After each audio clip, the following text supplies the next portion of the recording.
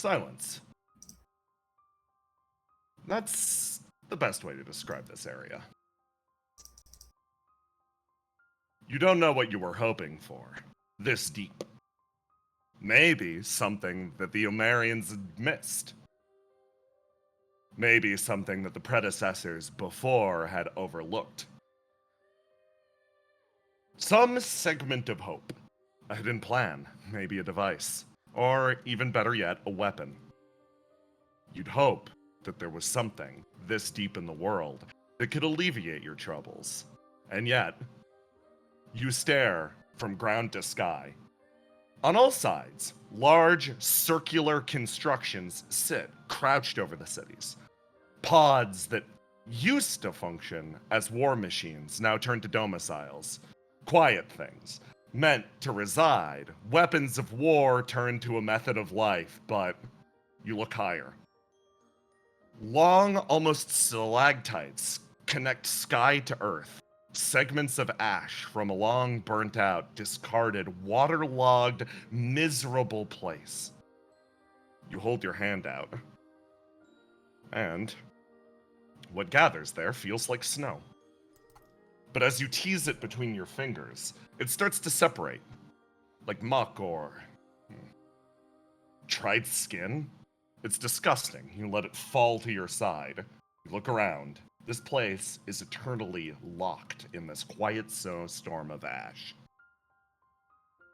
You take a step forward, boot crunching across the surface of this world.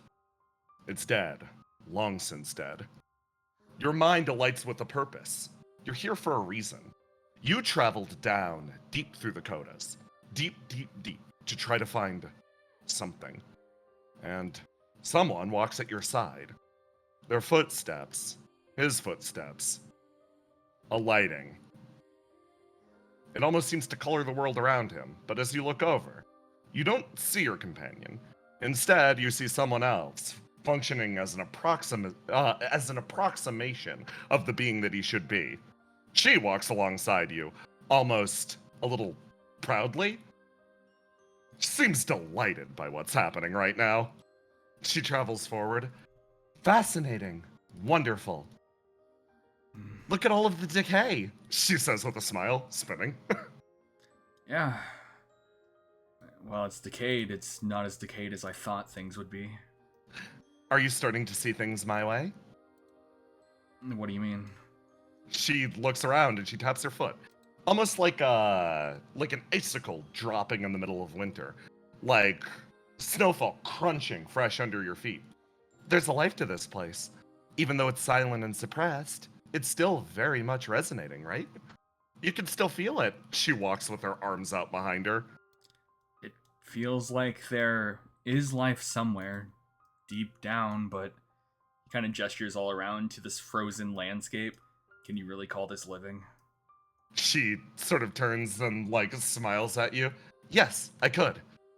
After all, look at us. We're singing and walking and talking. We're enjoying this place probably more than anyone else. I'd say right now we're more alive than anyone. I mean, yeah, us, but I'm talking about he pats his foot on the ground. This place. Oh, I think I'm starting to understand the issue. I think you're facing the contradiction. Yeah? Huh. I could probably encourage you to listen a little more deeply.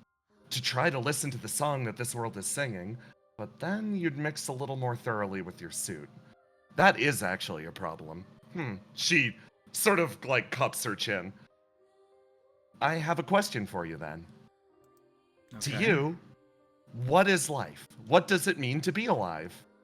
She smiles at you. To be free. To be free.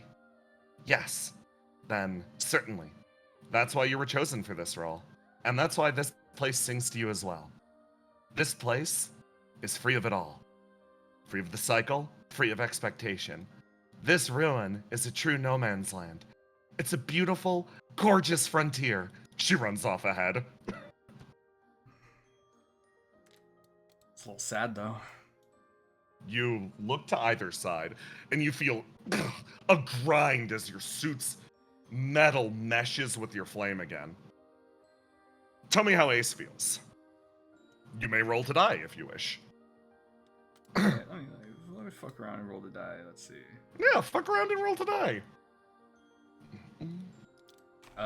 Dice ain't working for some reason. The dice ain't working. Do I Yeah. gotta kick the roll 20? Maybe. Yeah, you can But- just give me the good old yeah, 3d6, yeah, and Yeah. while I get the shit running again. Okay, 3d6. Oof. It's a blue stat. How does he feel about this place? Yep. It's sad, but interesting.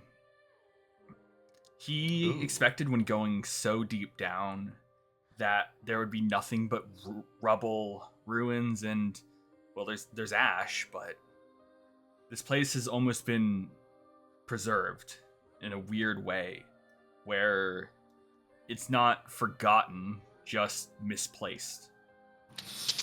Well put. You feel that presence in front of you. Another alien contradiction in the landscape. She isn't supposed to be here. But that logic, this misplaced segment of the world, that resonates with you. That resonates with her. Likely. This could be the basis of your bond.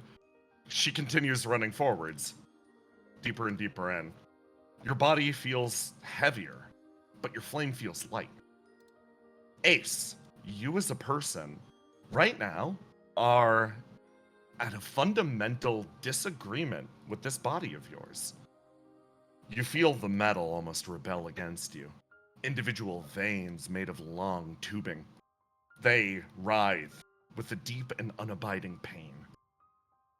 The previous owner of this suit, he came deep into this world searching for something. He came deep into this world searching for an alternative to the reality that you currently experience. A question. Do you see this place as freedom? Say turns on her heel, and Borderline expects the answer just the same. I think it's a step in the right direction. You say that out loud, and it almost seems like those dull electric lights flare a little bit more strongly. Your suit and your dissonance with it grows a little heavier, and your body actually crunches down for a moment. You fall to one knee as this pyromancer suit starts to fight you. She moves her way over and is like, "Oh, I'm sorry for pressing too much on a singular point. It seems the other you in there might disagree with this. Don't worry, we can quiet him," she says with a smile, and leads you inside the building. And as you walk, you feel like the presence that she's supposed to be, an old memory of this suit, being replayed to you now, split. And you see another shape sitting on a nearby pile of rocks. She leads you into this small circular area and sits down next to you and quietly holds your hand. It's cold.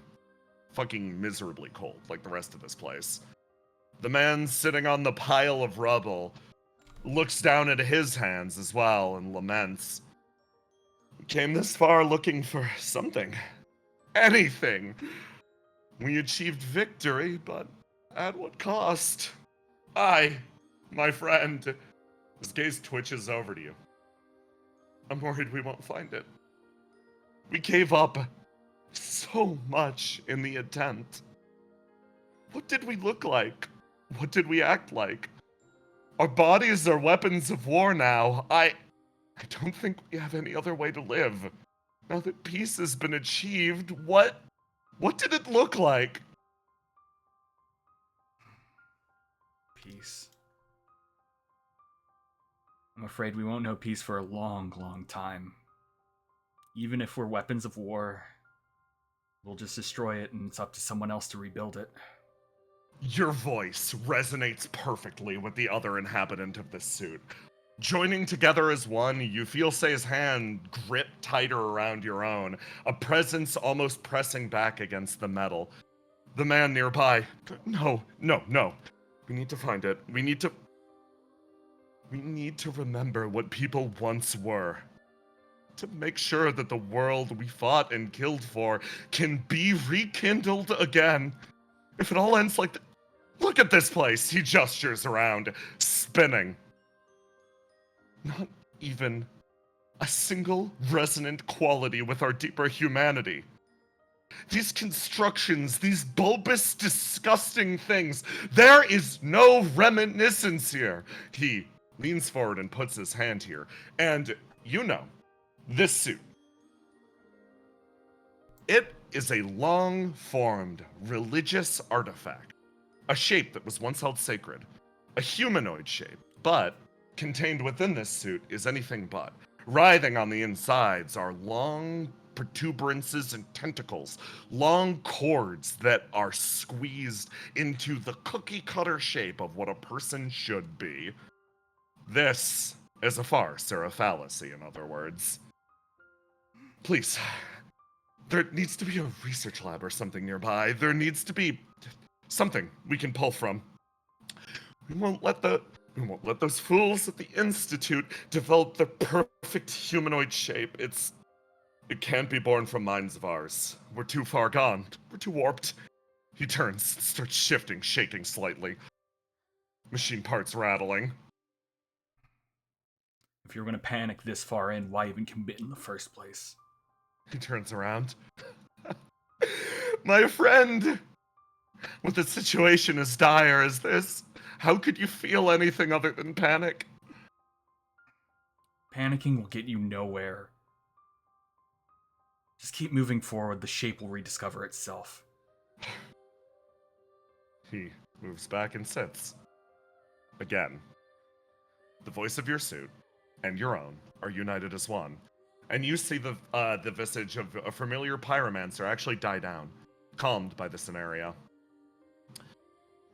Say's hand again grips yours, still cold. I'm going to try to pull you back, if that's okay. Please get me out of here. That grip tightens a little closer. Well then, in that case, I'll take a little bit of your flame as payment. And your body comes back too. This time, in the swamps of Belith. Indeed, Say is sitting next to you holding your hand. Your vision slowly sort of like returning. It's weird.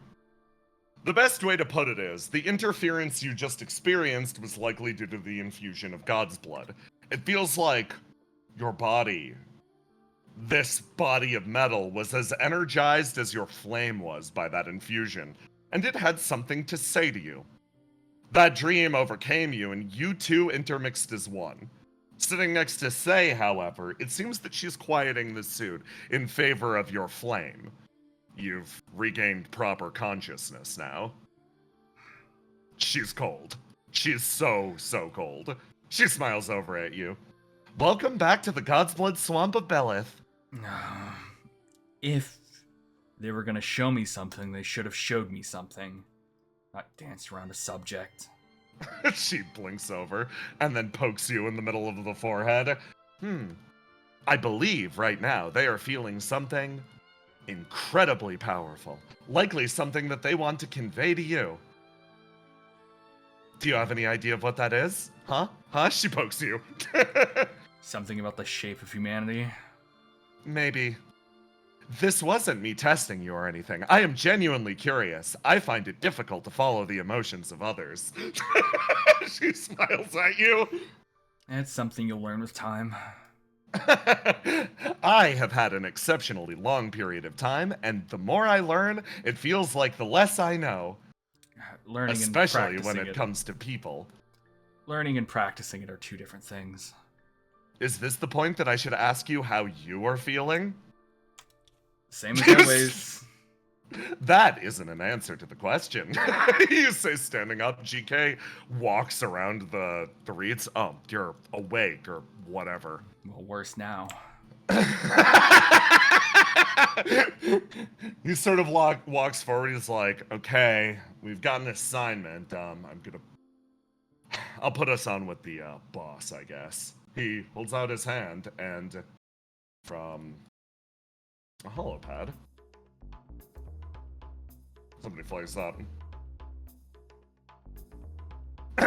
Oh, so you're the boss? I'm the boss? What? The snake appears in front of you. GK's like, you're the only one actually asking things of us right now, so sure, yeah. Cool. Congrats to me on the promotion. Everybody bring me back bottles of wine. She, like, looks over at the two of you. So, you got a good deal of God's blood, right? Yep. Research into those things going reasonably well? She says, looking over at you. Research is one way to put it. She nods. Yeah, I mean, that's what I'm in this for. Okay, do me a favor. I found the largest God's blood protrusion in the entire damn swamp. I'm sending it to you.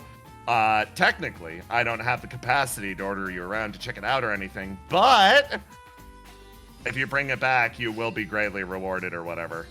I actually don't know what I could give you, but I could probably help you. I mean, it's both of our interests, so yes, we'll go there. Thank you. She's like, she folds her arms. I'm gonna be honest, I was expecting to have to argue a lot harder for this. GK is a little less cooperative. He lets out a snort and turns away. I mean, he can stay here if he wants. I don't have anything better to do. He admits earnestly. Okay, so yeah, you bring me back a heap of God's blood, I'll make it worth your while. Also collect any of those weird gooey things while you're out there, okay? Yep. On it. Thanks. She says thanks and genuinely smiles at you before disappearing. Chick is like, I guess it's as good a lead as any. If it's power and favors, it's something that we could theoretically use in the future at the very least. Yeah, especially with how hectic things are gonna get. Yeah, okay, well, he sort of stops. Before we go anywhere, we need to pick up our runaway. Runaway? Which one? Stefano, of course. And the other one? Do you have an opinion on that one? None that I'm gonna tell you. You've noticed that Say has been trying to sneak away this entire conversation. It's just been following her, 'cause it's just like, it's that thing of like you see someone walk off to a direction and then you just follow instinctively because it's like, yeah, they're going somewhere and I'm just gonna follow them. But then he realizes, Say has 50% placed yourself in the bushes. Wait, you're not going. Where are you going? I was going to go pursue my own independent objective. Like? I was going to go check out the nearby settlement to see what it was like. That's not useful. What if your partner has another episode again? She deflates slightly. You can do whatever you want. We're gonna go to that giant god blood protrusion without you, in that case. I will catch up. Thank you very much for the autonomy. Yep. She disappears into the swamp. I was about to say you should put a leash on that thing or something, but I'm not gonna lecture you on how to, you know. No, they're fine. If they say they're gonna meet back up, they'll meet back up. Faith. Yeah. Like, looks back over to the disappearing trail. You gotta watch out for people like that. Yeah. I'm watching out for you, aren't I?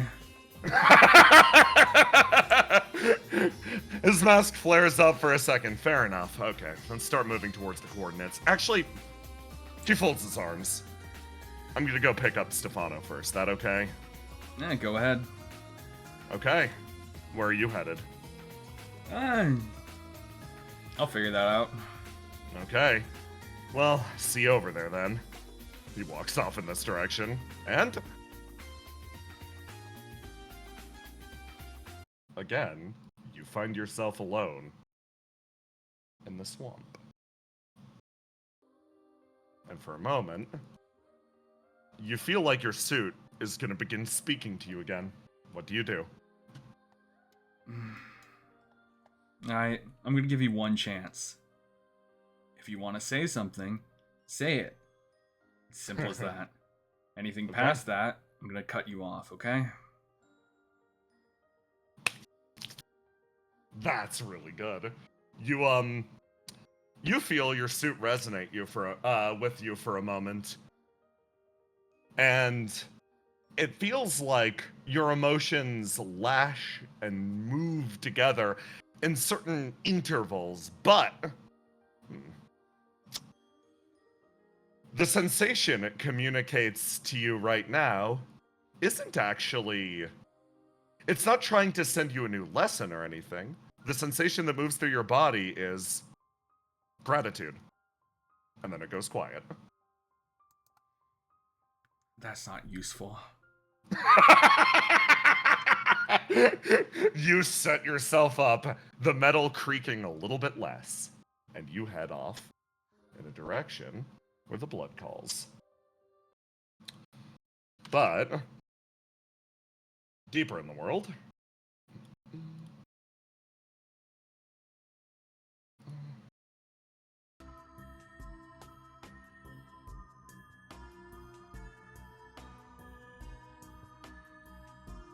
a man ceases his movements on the Great Keys and actually stops, pausing for a moment. He exhales heavily, and down the way, someone slithers her way into Logic's segment of the derelict. Making her way deeper, she finishes her call and almost rights herself well, that was easier than I expected. She peers around the bookshelf, looking over at Logic, who is slumped into his machine. Yeah, that's somebody else's problem.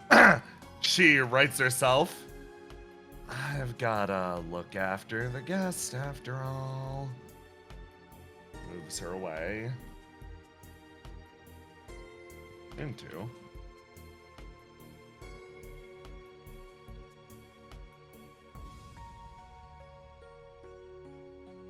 a room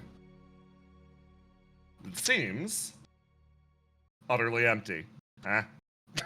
Blink, blink, blink, blink. Uh-huh. Yeah. Jeez. She makes her way in. Thought Basil might be out and about, but, she's supposed to be here. She pulls up her communication device again, and it's directed from the Queen, look after collapse of the living, but it seems like the room is empty. And she stops, pauses, leans against the table. Well, if nobody's here, I might as well... She thinks.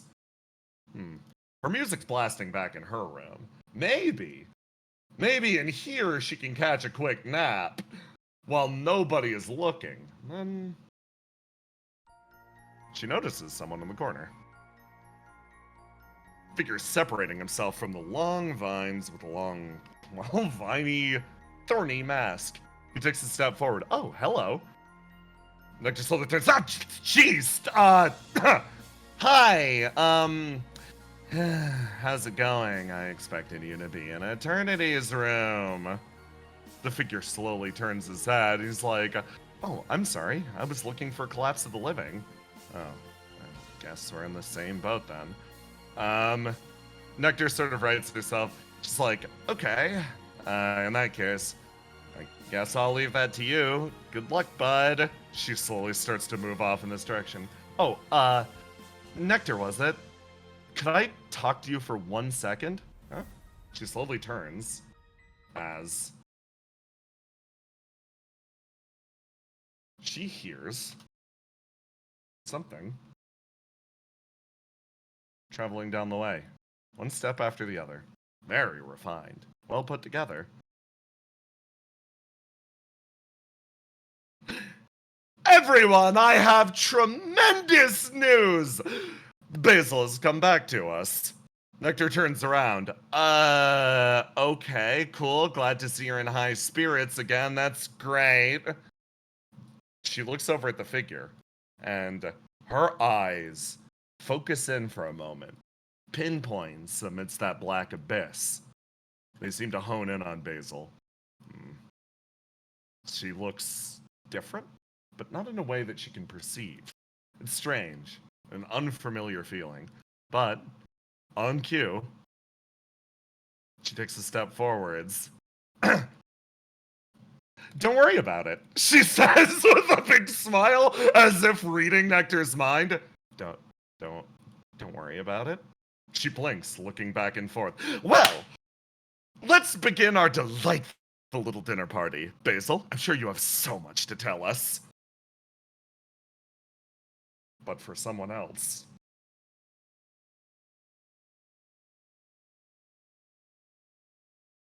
There's only silence and oppressive darkness. There is the weight of the tube and nothing. In this place, you don't even have ears to perceive the rattling of the derelict around you. Sensation. This room, as it's rendered, would more accurately be depicted like this, but for the sake of viewing, I'm gonna keep it like this. Basil, what do you think about?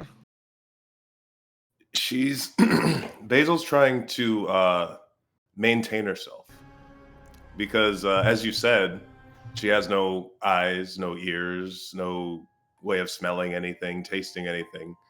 So she's just kind of focusing in on like a mantra to maintain her shape in her mind. Mm. You focus hard on that mantra, and you feel your mind slip away slightly. It's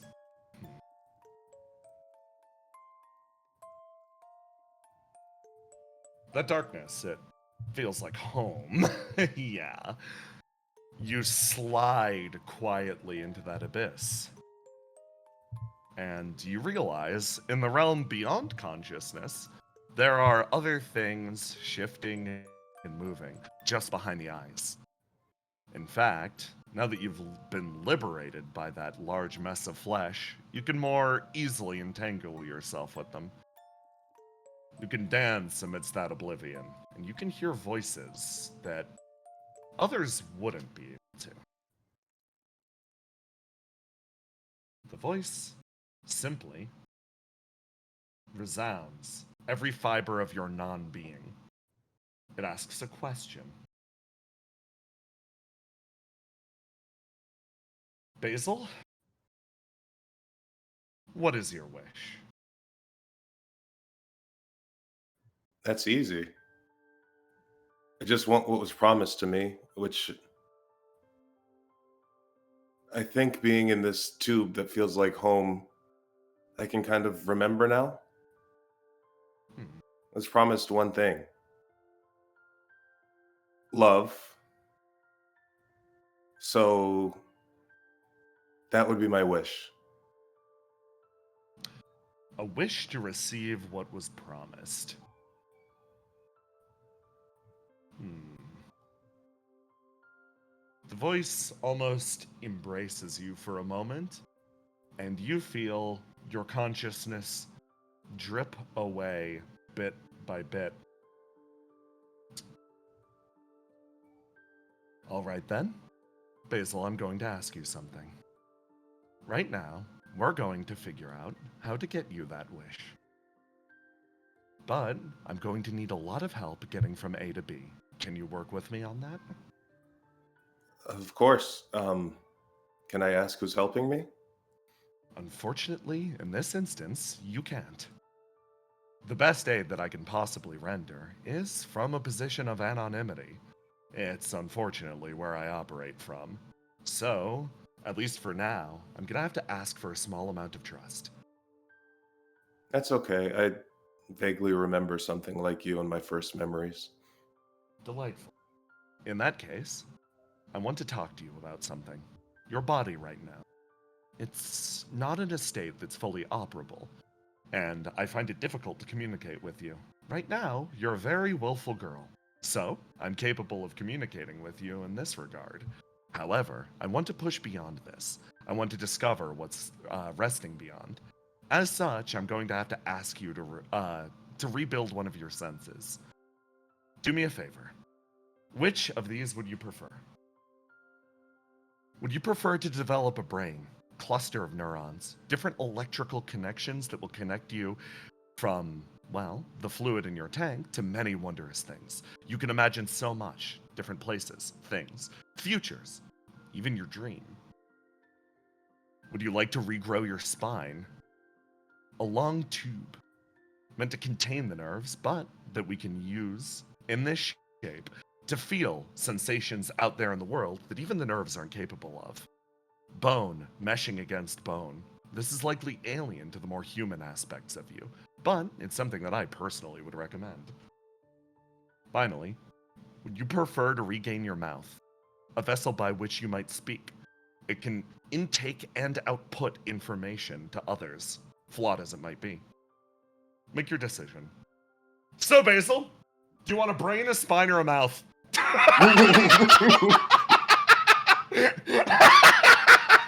Wow. I'm going to be completely honest with you. I find it hard to maintain myself right now. Yes. And I know that if I think, then I am. So I think what's most important right now is a mind. A mind to think, a mind to dream. I think I can get along just fine with just that. Very well considered. All right then, a mind it is. We'll begin the I suppose, generation there. Something flicks in and out of existence for a moment.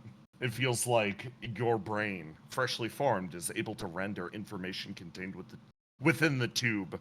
Segments of long scattered data begin to form in front of your eyes, and you see it start to almost flick to life in front of you.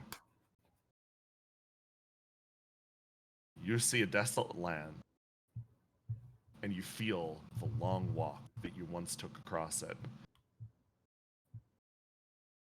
You start to remember the mind, what you chose to rebuild. As far as I'm concerned, this is a sensory organ meant to not only contain, record, and reproduce different memories and experiences. This, as you put it, is the throne of the self. So, if we're beginning with the mind, let's start to put that self back together, piece by piece, okay? Right. Do you feel like a hand is being extended to you? Do you take it? Of course. In silence, you take this hand, and the vision grows more intense. However, elsewhere. Brendan, it's everything I hoped. Brendan, it's everything I hoped! I like this photoshopped picture. You told me stock photos were enough! I walked in. You don't need maps. I got a bunch of... I made maps. But I walked in. I got a bunch of stock photos. I hit them with the filter. We're going on a visual novel adventure, my friend. That's where I want to be. Yeah, okay. We're gonna go find this elf, but first we need to go find lunch. Everyone else.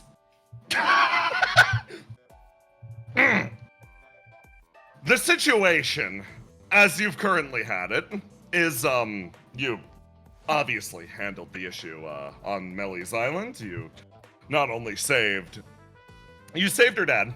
But it seems like the large hole that was formed in the bottom of the ocean has resolved itself. Treble, you've double checked, like making sure that that's good. It seems good, a little slipshod, but like clearly someone else with terraforming abilities did this. And now you're all sitting down to lunch before the big segment of your operation. Now is the push, go on the counterattack, etc.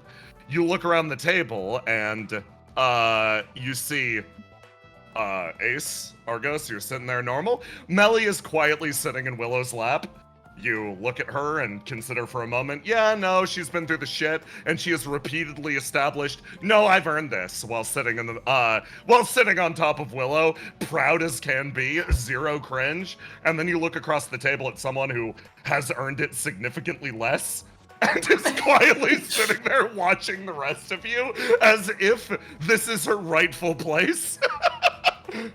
Riddle's waiting for someone to say something. No one is saying anything or addressing it. I don't think I'm hungry. Riddle quietly. We're not hungry now. We have the whole restaurant, so we can be hungry later. Riddle's like, yeah, let's try to be considerate here. We've got the whole thing rented out just for the next little while. Come on. You're Ace. Maybe you guys You're should rent Ace, a room be up instead. Rent a what? Huh? Rent a room instead. Who needs something like that? Hold on. We still need them for stuff. Isn't it like, not to like be that guy, isn't it slightly inconsiderate to rent out like an entire restaurant just because we're like the heroes of the day or whatever? Riddle like blink. No, we need the whole thing. We need the whole thing. Riddle and Treble look over at the door as it flies open and a line of people rush in. Alright, it's time for fucking soup. Get your juice, boys! Start spreading. Riddle folds her hands and takes a sip of her coffee. The Rangers will be assisting with any battle damages caused by the horrific warfare and violence. We have to keep them fed. We need to treat them well. If you stop feeding them, they start breaking in pieces. We discovered this the hard way. We did not stop feeding them. They just got hungry one day. We did not properly anticipate how much we needed to feed them.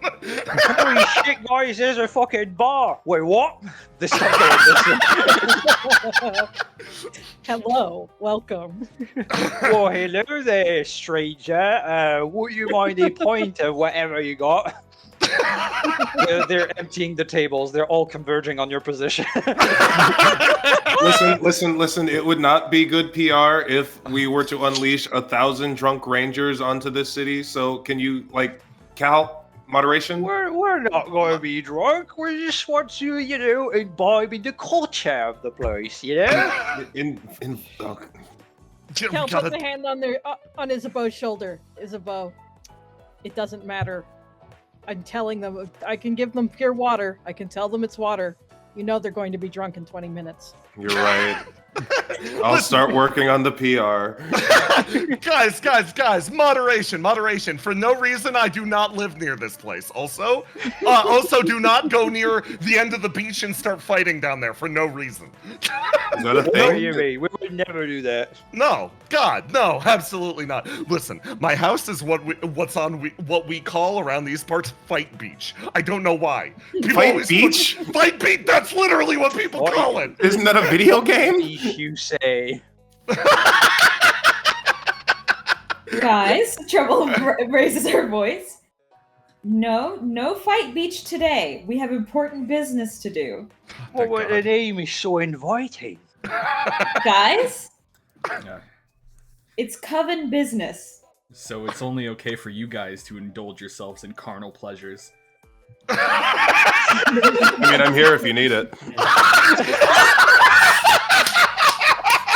I'm sorry, but that's not actually a part of your job description. You're right. You ordered the drink. Yeah, we knew you have to party, drapes and armor around you.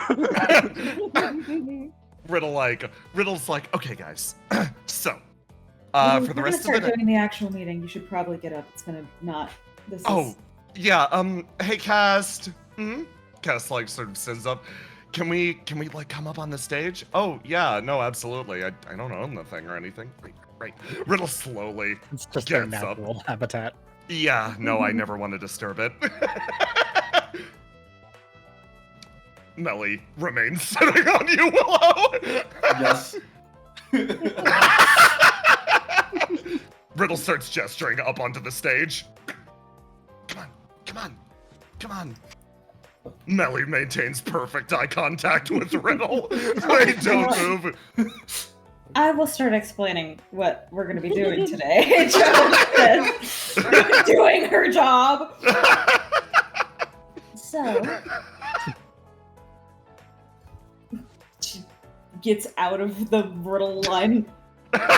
So, today we are going to begin our offensive. We have a couple of important tasks to do. We're going to be dividing into 2 teams.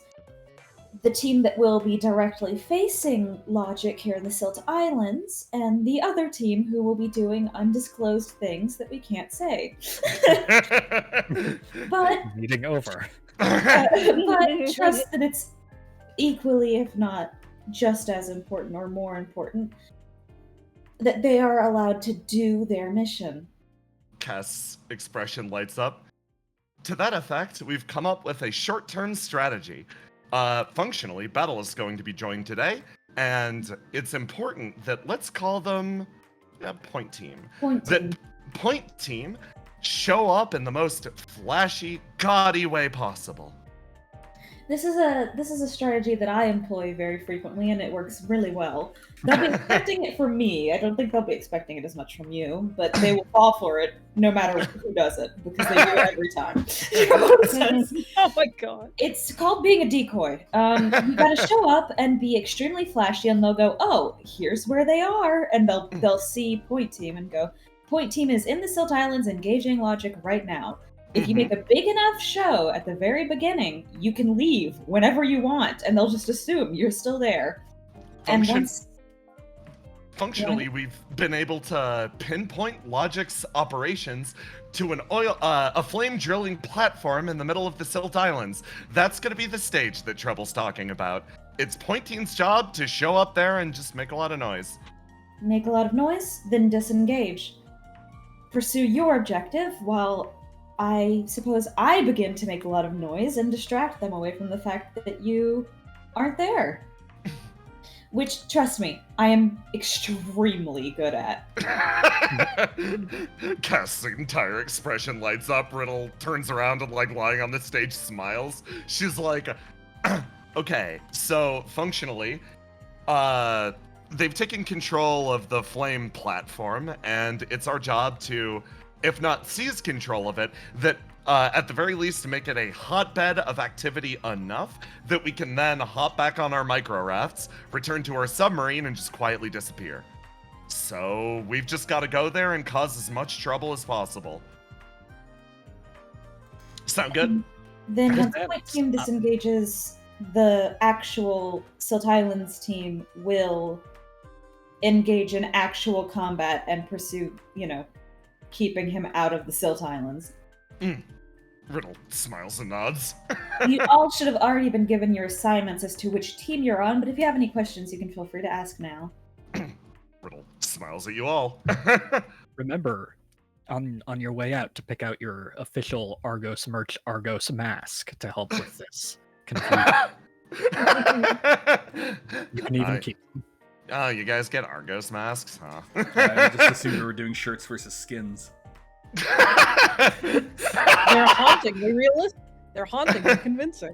Riddle's like, ooh, actually, that's a very good point. If you want to do shirts versus skins, wait, Ace, you have a medical condition.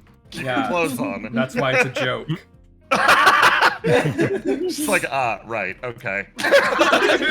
She wilts slightly. Okay, well, regardless, points over at Argos. Can you stream this one? Oh, of course. Oh, awesome. Okay, yeah. We want to... At least for the start, you mean? Yeah, for the start. And then you've got to find a good and tactical point to cut stream.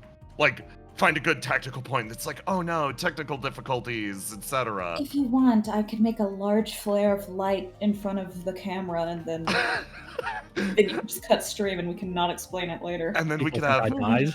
Yeah, a large flash of light in the camera. That's bad PR.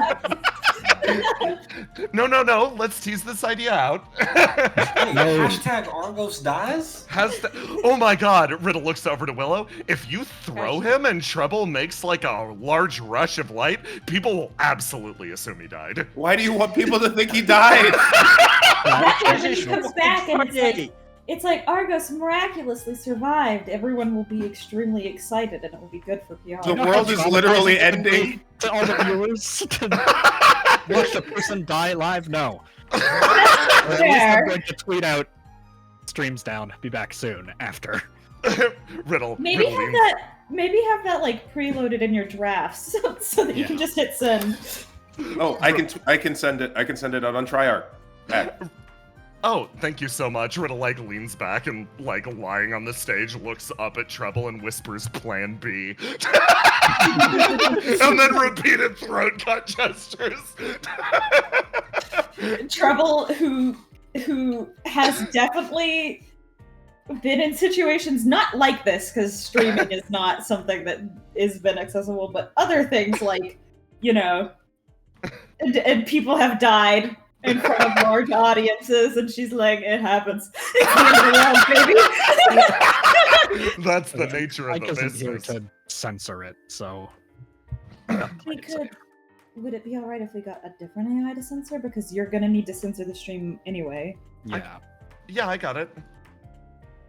Cass's face like lights up. I'll be technically coordinating the operation today, so I'll handle maintaining stream health and like if there's any changes to the situation, I'll be issuing objectives. Is that okay with everyone? Sure. I brought in a bunch of rules. other mods too, so they'll be at your disposal Oh, as far as stream goes. delightful. Hey, you got minions. Cass's face swabs back to a very pleasant smile. Riddle's like, okay, so we're gonna head out in a little bit. I guess enjoy the rest of your lunch. Otherwise, you know, say your goodbyes. Every parting could be your last, etc., etc.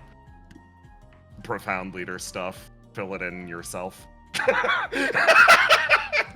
Ace starts not clapping. alone at all. Yeah, Melly starts ending this. Melly meeting? starts clapping too. Riddle's like, I've given enough inspirational speeches. You can now find and replace on your own. For the Sylt Islands team that's going to be in my care, we're all gonna make it. I will ensure that all of us make it. Oh yeah, no, we've definitely got this. Like, good luck to the rest of you guys. We're gonna handle this. Melly says, like, sort of clapping. Cryptus is like, hear that, Robin? You're gonna make it.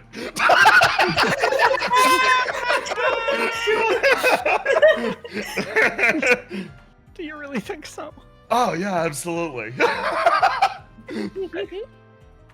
I'm still writing out my last message on Triact anyway, just in case.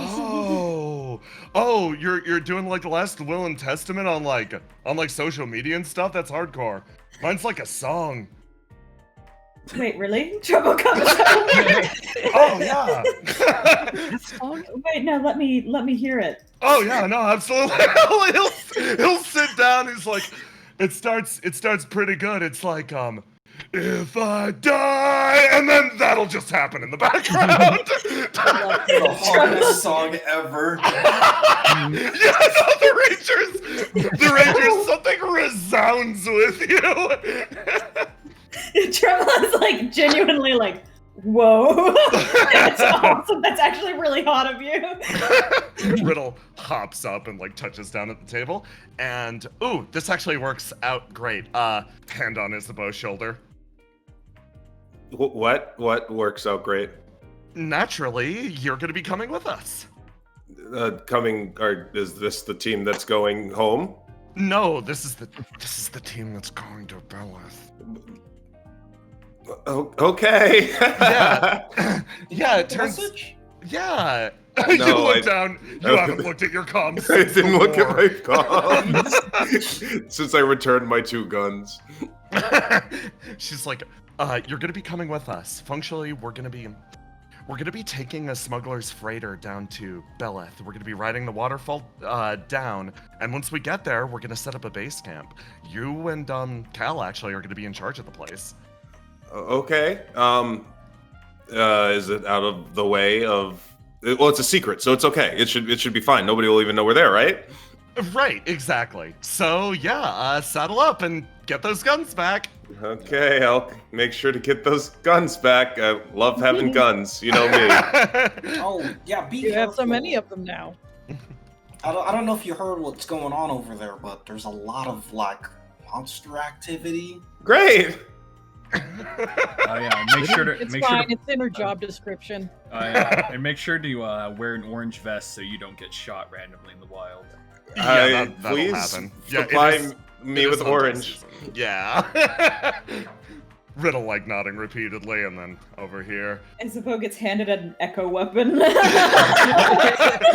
a genuine echo weapon. Isabeau gets armed up. Over here, Charybdis finishes up with, and that's where you'll find my stock portfolios! And then he jumps up. Right, my team's over there. And he runs around the way. Trevor's like nodding, like that was really good. He like To use it. It's the most beautiful thing I've ever heard. he like He doesn't get to use it, but no, I see what you mean. Charybdis like muscles down next to everyone. Hey boss, should I like get out to the boat? I could like start getting things ready. You want like I don't know. I'm just like I'm fired up right now. I'm really feeling it. I got shot like 6 times earlier. It was great. I think the adrenaline is still inside of you. You should take a minute to calm down. That He definitely got medical attention. Okay. no, juice me up anyway. The best Maybe you beautiful should I'm just just gonna go ahead and express say your her. adrenaline on Fight Beach. he like quietly is like, okay, I'm gonna head out to the boat. You guys like catch up whenever you're ready. Double Yeah. finger guns. Hey Char, Huh? set up a stage on the boat. Can do. Wait, I'll do you one better. He taps his nose and then runs off. Like if we want to see them Rebel coming. eyes emoji. Is that a signal? I mean, I'm just saying if we want to let them know we're coming and put on a big show, we do have Char, Trouble, and also Melly with us. I can literally, Trouble speaks up over the crowd of rangers. I can literally conjure a ESP like stage at will. And deny Char his roadie rights. That's fair. That's pretty cool. Melly fluffs up in your lap. Willow, the recognition is going to her head, certainly. Melly, do you want to do a performance with me? Yeah, like if that'd be cool. Yes. Of course. I have exclusive rights. Okay. So there's like one trick to my performance normally. There's like one big trick to my performance, right? But thankfully, I'm already in. Okay, so normally I catch flame and can do like cool pyrotechnics, but only if I'm on like verge of death. So like a part of my performance is like me being viciously attacked on stage. What? Getting like the crap beaten out of me, and then I explode like a phoenix. But I got shot like 9 times earlier. I'm already there. Yeah, I think you're going to be in the heat of combat anyway, so it's going to be happening anyway. Yeah. So like I got this. Do you need medical attention? Who went to that show?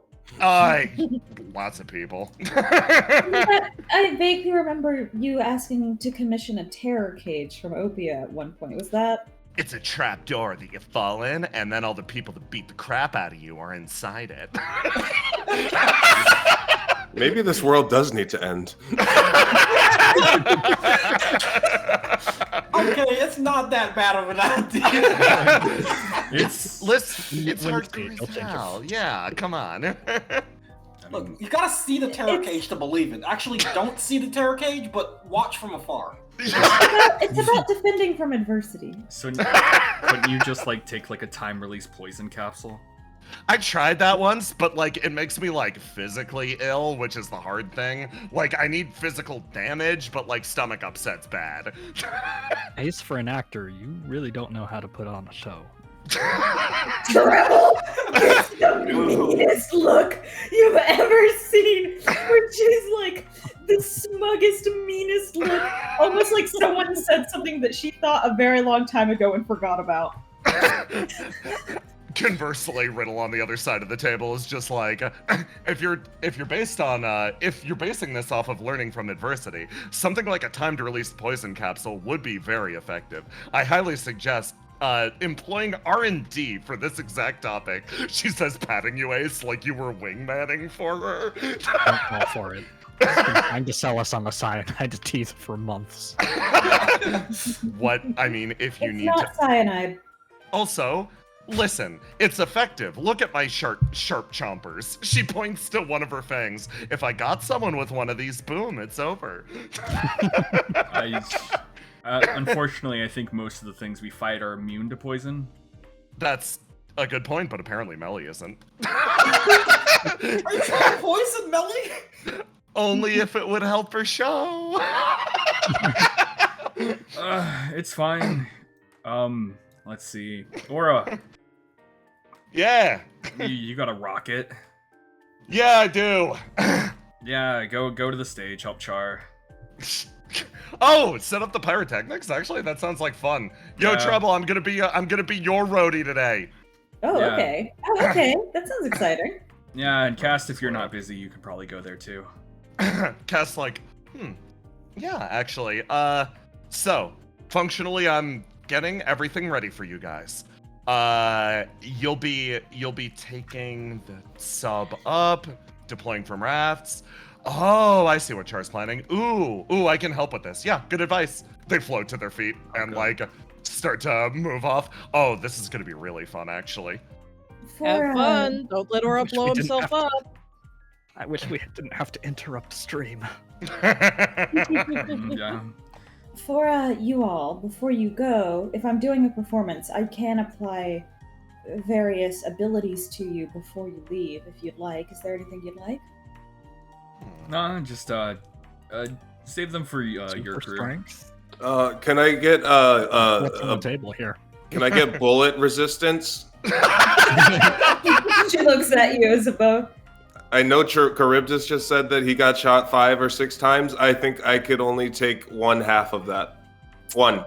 So, yes, Charybdis has a reflection that makes him more adorable. So does Yeah. Melly. Yeah. She says, I'm just a girl. So you're very lucky. You're going to be with Cal and Argos, so you'll be fine. Are they going to jump in front of my bullets? And Well, Riddle. No, I wind up shooting you more, but yeah, no, Argos will shoot Also, you, but it will Riddle's heal here. you. It's like you want that. Riddle's got your back. This is so I'm confusing. feeling very confused about firearms by the end of it. I already am. Oh boy. Riddle's here. If you want, I can give you an ability that will make it easier for you to run away. Ooh, that sounds great. Joe puts her hand on your shoulder and is gonna apply haste to you. Wow, this is like college.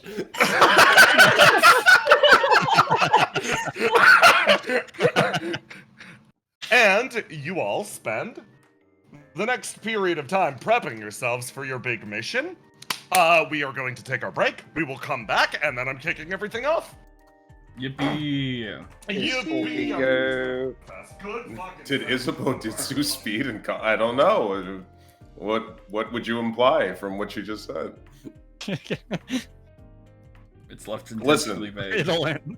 Listen, we all experimented in college. Yeah. Jackson, could you speak for me for a little bit? Anytime, buddy. Not Anything. in a smooth way. I think your mic has been peaking Has it? a little bit. I think your performance has Sounds been okay. peaking. You're doing great. You're doing great. Yeah.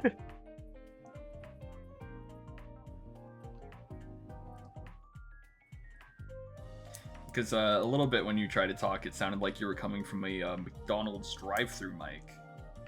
But sometimes it's fine, so I think it's just like,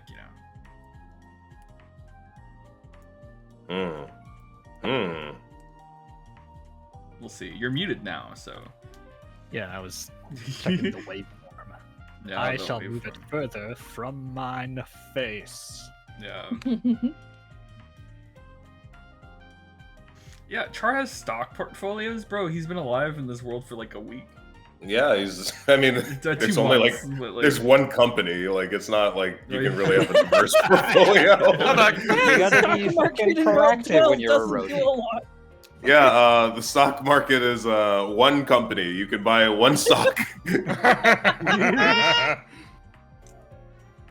Oh my god. And you know it's gonna do well, so that's. I mean, honestly, not a bad investment. Brennan, why the fuck are you being nice to Aloha? He's being nice to Jackson. That was a compliment. Yeah, I wasn't being nice to him. Oh, what are you, dumb? Let me double check my session outline. I'm changing the music.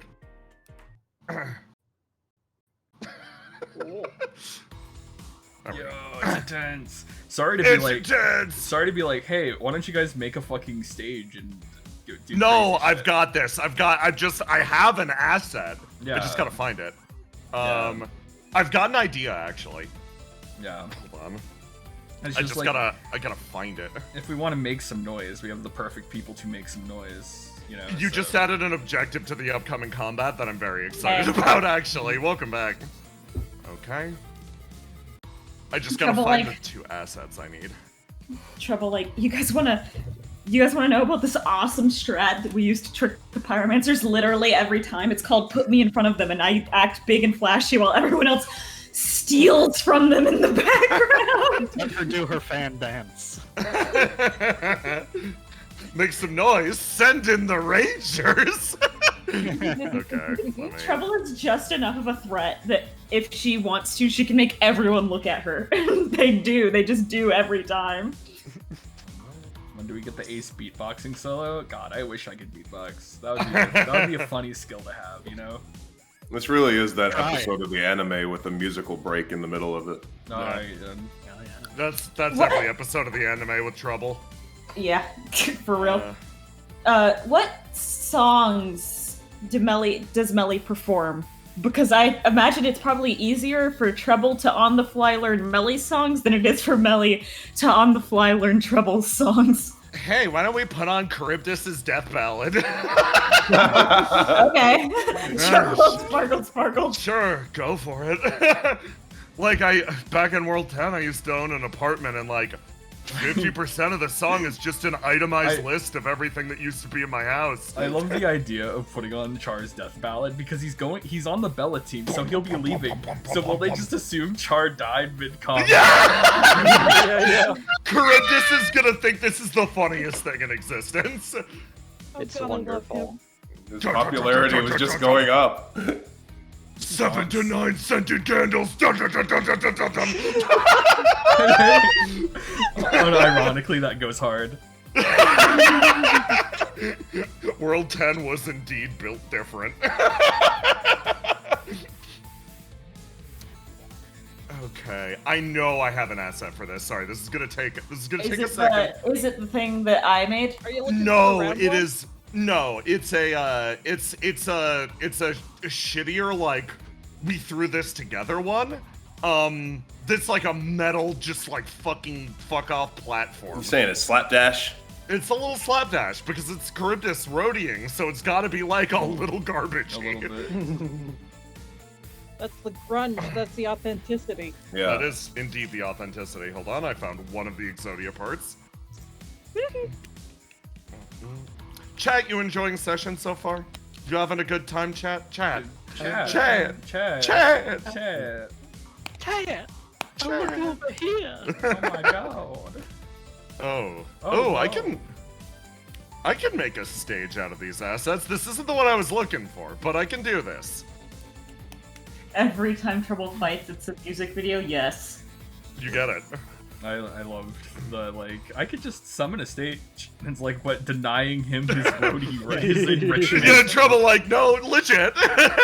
He's been talking about this since he got here. Let him build a stage. Finally. I'm so happy for him.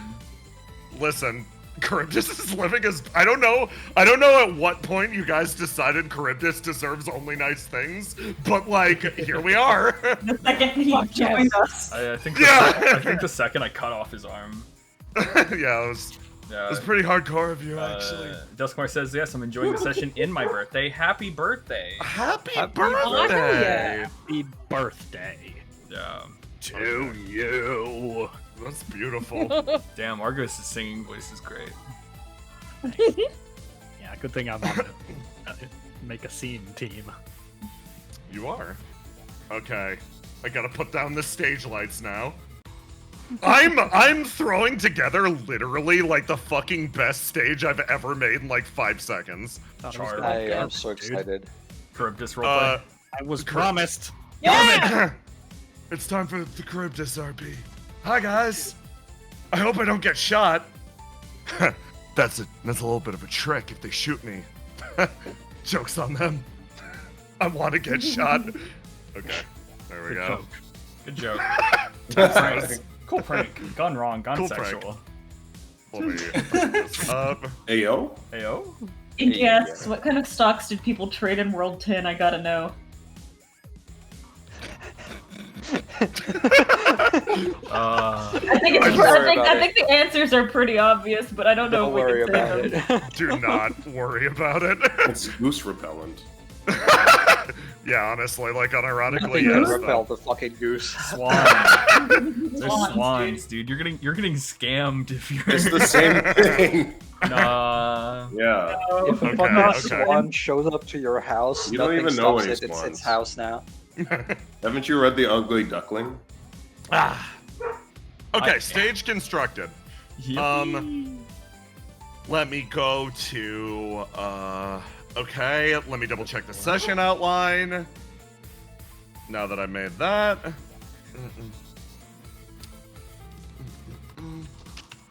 We are here. Let me read my fucking skills. Okay. And now I need to place pogs. Okay. Y'all got drinks at the bar, so you're all getting the Cal bonus. Ooh, fantastic. I get sippy. So, what is the Cal bonus? For this game, it's a free ignite. Enjoy. Ooh. Yeah, I will. you use it once, pick it, use it anytime. I could use one of those down in hell. Wow. No, it's fine. You're in a place Yeah. where not even mechanics can touch. You Yeah, you're right. You slurp the stranger tube goo, and then you get like the Cal marker, and then you realize like what? Huh? What? Why? It was Cal all along. What is Oh, Cal? God! What does Cal put in this drink to make it so poppin'? What is he cooking? Cal just whispers, "Okay, what do you want? Do you want a brain, spine, or mouth?" I'm trying something new with the menu. Cal would be really good at that spiel. I think Cal would be pretty fucking good at it. Okay, let me move her. I'm so sorry, Willow. Okay. Starting with The you, idea then. of Cal being like, all right, Basil, it's time to finish you up, puts you in the fucking shaker. I'm a martini. Gives you one of those little umbrellas. It's kind of cute though. Okay. Put the umbrella in your hair like it's a flower. Yeah. I think I'm good. Thank you for the Hell wait. yeah. Yippee. I had to quickly assemble a gimmick. Okay, let's do this one. Everybody here? Everybody good? Yep. Yeah. Okay, I'm gonna place these two there. These guys down there, and I'll start us off.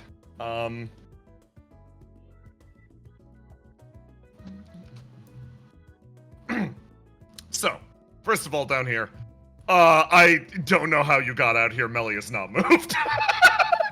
Yeah. The bird has roosted. Meanwhile, up here, these three sort of like work their way down to the beach. Riddle like looking over at Trouble like, okay, so you've got things up here? I should have it, yeah. Okay. So theoretically, The only if real concern would be if anyone gets infected with Logic's corruption, but I should be able to handle that with the, she gestures at Riddle. yeah, if you need to, stuff them in an ESP suit, that's a tongue twister, until we get back. Ace and I have proven to be quite the good improv surgeons using our newest medical advancement. She walks over and picks up this rock. Nice. Yeah. She's holding the rock in her hands. She's like, seriously, good luck, and if you get the chance, if you bring one of his arms back for me as a trophy, I'd really love it. I'll try. She smiles at you. Okay, good luck. Well, I assume you've got things handled. We'll have things handled as well. Alright. I'm sure that you will. If you need any assistance, feel free to call me. It's Belith, and we're relying on the advice of the greatest hunter of them all. Motions over at Willow over here. Oh, it seems she's been conquered by a bird. Melly just sits there watching you all with a somewhat hostile stare. Okay, Melly, it's time to go. Cass sort of says, your group is you're the last one out from your group. Melly, arms crossed. I mean, like, Treble's still back there. Treble can teleport, Melly. I can teleport too if I put my mind to it. You're gonna learn to teleport? I mean, yeah, kinda, like, using my manifestation ESP, I can technically choose where I come back, which, like, sort of works as a localized teleport, and that's, like, 10 extra seconds. Cast is like, was she always this clingy? Over to Argos. I don't know, but good luck with that. Melly, without getting up, turns around and looks at you straight in the face while I was like, good luck on your mission. I'm sure you're gonna knock it dead. Thanks for earlier. Seriously. That's no problem. And I'll keep everyone safe on my side, so keep everyone safe on yours. Yeah, can do. Willow, give me a roll to die. Okay, hold on. Oh, wait, let me unwound your green. You've had a good meal. And probably received medical attention. We are a Yes! contingent of doctors. Alright, let me roll to die one more. Ooh. Wait, why is it locked out now? You can unlock it, also! Keep those 2 6s, just roll 1d6 for me. 5. Damn! Oh my God. Almost Okay. maximized roll. For context, what happened earlier? Melly, the second the adrenaline faded from her body, sat down in your lap, and you noticed that she couldn't walk or move. She was too busy shaking. All of the stress from almost having her family taken from her pretty much held her still. You and her decided to play it off as a bit. It's been very effective up to this point. It's a way that she can utterly keep her tough guy persona. And she's like, yeah, I'm doing this. Yeah, I'm tough enough to sit in my GF's lap and menace all of you. Her legs were shaking. Her legs were shaking for like half of that. They did stop eventually. Now she's committed to the bit. All right, we'll hold this out till the bitter end. Legit, that is the reason why you two have been glued to each other. She's like, and like, you guys are gonna be streaming, right? Looking over at Argos. Yep. I'm gonna check out your recording. So, let me know how it goes. Oh, huh. I guess we are gonna be in a slightly separate group. Are you guys gonna be echoing our performance, more or less? Yeah, Melly looks over at Trouble. Whatever you guys perform, we're gonna be on our boats doing the same thing. So, like, think of us almost like your backups. Oh, huh. Can you can you do death metal? Listen, I live to scream. Melly leans in and folds her hand. I've heard it. Melly nodding repeatedly. Cast, oh. What did she mean by that? Everybody like eyes emoji? Teleports in. Cast like, well, I guess in that case. Okay, everyone, let's get moving. You notice that everyone's sort of like gathered up and around the beach. I'm your technical director for today, Cast. I hope my plans work well. They bow. Riddle starts to cheer and clap.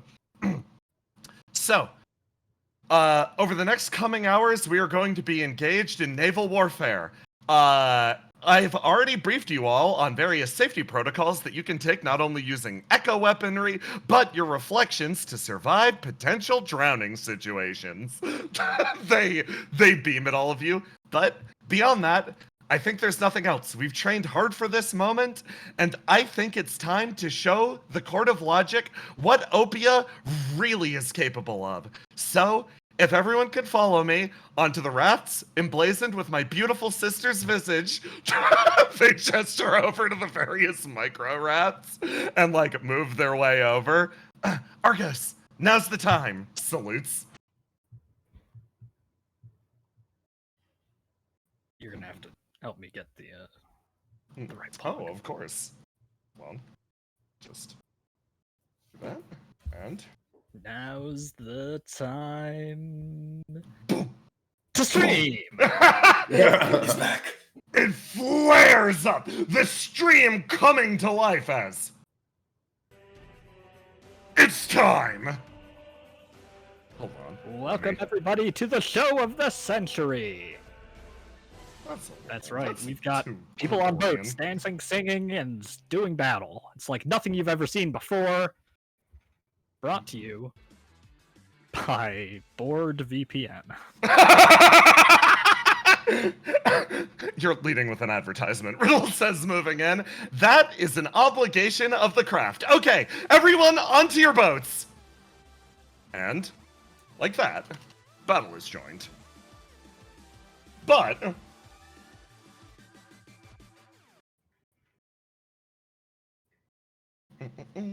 But we can't But- show that. Only Argos is allowed to stream. Yeah, that's Argos' stream. Someone gets a notification. She looks down. Something flares up, and you see... Stefano, you see a look of panic cross Mike's face for a split second. She's like, oh, she... What's wrong? No. Oh, it's okay. It's okay. She calms herself down. Sorry, I thought we accidentally went live. It's like a serious anxiety attack thing for like both me and Argos. Like, yeah, you start to worry about it, and I'm over here just helping with the evacuation, and I thought I might have somehow sat on the stream key again and just started up. Last time we did that, Riddle was cooking, and well, Opia's popularity tanked for a while after that. She puts a barrel down. I remember that. Stefano. I remember that was one of the few times that we were stealing Vinter's laptop. Not exactly the best times, yeah.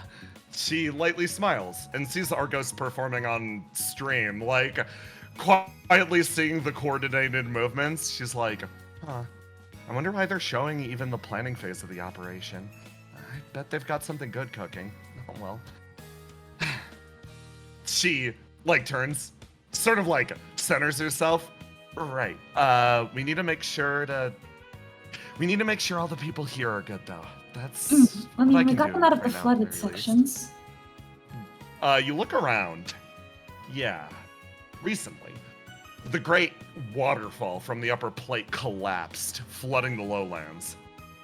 Everyone here is an evacuee, functionally. Good sections of Beleth as a whole are placed on great floating cities. What was partially submerged was actually one of them. It's a little too damaged to move right now. So, it's out into the outer wilds and localized areas meant for not only evacuation, but hunters' lodges, etc. This place won't keep for long, but at least for now, it works as a good stopover location. This woman wanders over and is like, thank you both so much. Who did you say you were with again? Mike's like, oh, Opia. Yeah, Opia. Sweating. That's actually quite a surprise. Opia's performing wow, you guys really are all over the globe right now. Yep. Yep. Moves away. Sorry about that. It's fine. I didn't know if it was okay for me to be like, yeah, I'm from Opia, but I'm like technically Yeah, you're like sworn enemy. Right, yeah. No, thanks for helping me out on that, I guess. No problem. This doesn't go against the purpose, the whole helping people to evacuate thing? No, I'm very fortunate. The Queen has, by my request, given me a no-kill order, so I don't need to, like, focus on killing people or anything. Oh, okay. That's good. That's good. Mike pauses to herself. She's like, trying to decide if I'm committing treason right now. Sits on the crate. Is helping, even if it's helping people, is it just like treasonous? No, more the being with you guys down here, rather than like, I technically ran away from Opia, I'm here assisting. I mean, no, demons are assisting me. That's why it's yes, okay. That's what's happening. That's why it's okay. Okay. You feel Mike screw her morality on straight. Yeah, right now I'm helping you. You're not helping me, if that makes sense. Are you gonna get in trouble with those other two? I don't know. I don't think the Golden Knight would get mad at me, but maybe laughter? He says, like, not sure. Do you think he would get mad that I'm not, like, doing the I wasn't technically on this mission. I came like, secretly. I don't know. I don't really know about laughter, honestly. I hope he'd understand at the very least. She thinks back. She thinks back about how you two rushed off to help this village, but the Pyromancer of Laughter suspiciously stayed behind. She's like, that doesn't really seem like him. He's a strange one. I think that he's definitely not, like, a bad person, but I do think he might be like a... Well, never mind. I don't want to say anything bad about him if you like him. She, like, sort of shifts and looks over. It's like, She, like, turns around and, like, hops up and actually sits down on the barrel. I guess, like, I sort of used to have a crush on him, I guess. She starts kicking her feet. Used to? Yeah. What? She, like, looks over at you. Did something happen? Well, I mean, lots of things happened to him, but, no, I just, it's good. I'm, like, good where I'm at. In general, with, like, the people I like in my life, I don't really need anything to change. She sort of, like, looks off into the distance.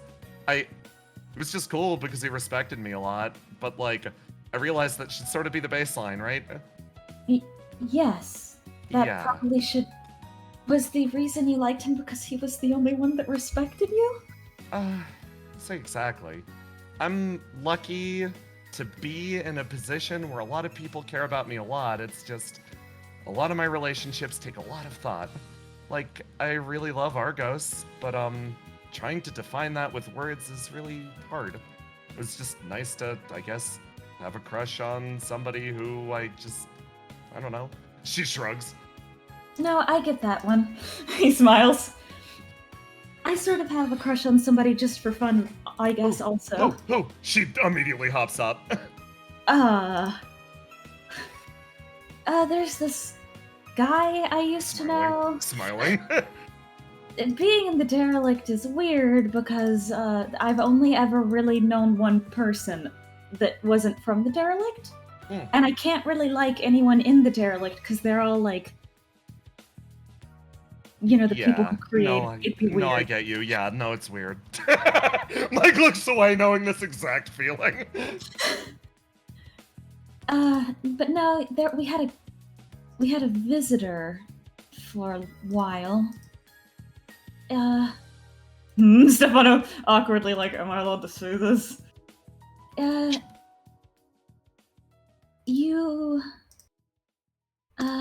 It was, Lug, from World 9.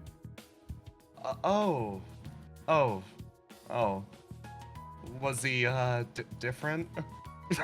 She says diplomatically. Yeah, he was very different back then. The Lug you guys know is a very different person. Okay. You feel exactly a split second of Mike being like, oh, you're into guys like that, huh? And then you're like, oh, it was very different. And she's like, I was very different too. I was much taller. I was going through a different phase of my life. No, he was staying at the derelict for a while. And I was actually one of the only people that was allowed to talk to him. He was like, I don't know how to describe it. The Luke who's here with all of you is very different. He's much sparklier? Does that make sense? yeah, that makes a lot of sense. But also, this whole world is much more sparkly than World 9, so... Do you like him too? Is that how it works? I've only known the one world, so... It's like, kinda... He's very pretty. Very pretty. Mike actually reaches out and pats you once on the shoulder, and she's like, yeah, I get it. It's fun to have a crush on someone, though, right? Yeah, it's like, nice, I guess. Yeah. It's an opportunity that I wouldn't normally have gotten, so... Yeah, you get it! She's like bouncing on her heels as this one comes back over, and she's like, well, thank you both so much, and the other member of Opia that's here has been extremely useful. The what? The other member of your organization.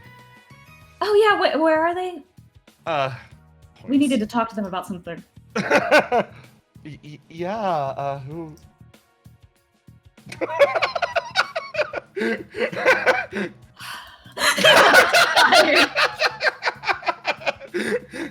Mike's like, yeah, the other member of our organization. Okay, let's go. Grabs your arm and starts going. Yes, hi. I am Say Miscellany, member of Opia. Please give me food. Say! Stefano walks over and grabs her by the ear. Hi. Yes, hello. You can't just ask refugees to give you things because you helped them. He starts pulling her away. You start dragging. Remember my story. I'm being taken away. Please report this to the Opia. Mike's like, I'm so sorry. Moves back over this direction. Says like, stares, pouts. Actually, on the topic we were just talking about, since I'm going to divert the topic from what Say's about to do, Say, do you have a crush on anyone? She smiles. Or have you considered trying to get one? My heart is as deep and mysterious as the ocean. These waters will remain untainted for ages forevermore. Great. Anyway, Mike. Yeah. As you were saying, you're not really having a crush on Ace anymore. I don't really have a crush on anyone right now, I guess. Normally I think people would be worried, but based on what you were saying, it sounds like a good thing. Mike's like, yeah, I think it is. He smiles. She lightly smiles back at you and Say quietly reaches a hand out and just puts it on Mike and Mike's like, what is this? What are you doing? And she gets an expression on her face. Ah, you're warm. Mike, blink, blink. I'm gonna keep helping move the barrels, okay? Say, stopping. Staring. Quietly. What was that? Say. Say, what was that? She is laden with flame. Don't. And then over here, it's like, walk, walk, walk, walk, walk, walk. Sir, thank you again for your assistance. What was your name again? And we moved the camera. Hi, Star. To catch up. Who was that?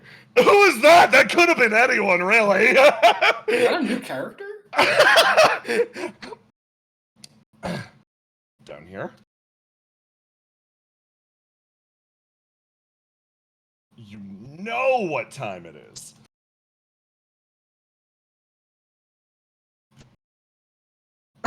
Tube time! Basil, your body regenerates slightly. Oh, good. It's a bit. Got a brain. Enough to sense something almost plink against the surface of the glass. A scrape. Metal on glass. Disruption of the outside.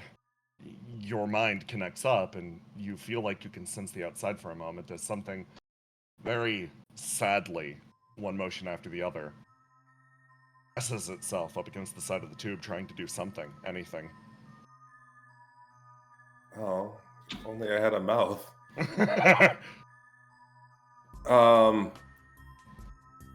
We're bonded. You are. I can communicate. You can. Hey, Callie. She almost looks up at the tube. Lost my body. You try to communicate that, and she slowly nods and slides down the side. Then we are the same, is the communication that comes back. Then you hear another plink against the glass.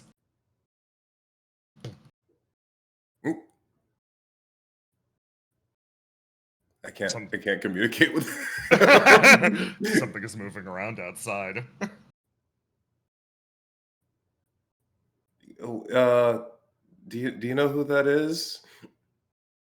Kali tries to overcome what's happening inside of her mind. She presses and presses, and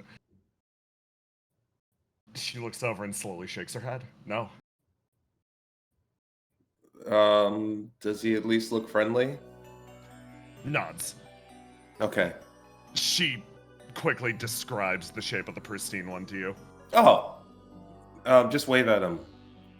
She waves. This is such a bizarre game of telephone between three things that cannot speak. I'm living my best life. Dude, Reflection's the most normal game. Take a screenshot of this. Like, look at how normal this shit is. She turns over and, like, looks. She is going to try to communicate to you what the pristine one is doing, but she is going to roll. She does bad. Bryn, give me a summation of what the pristine one is doing. Make it completely inaccurate.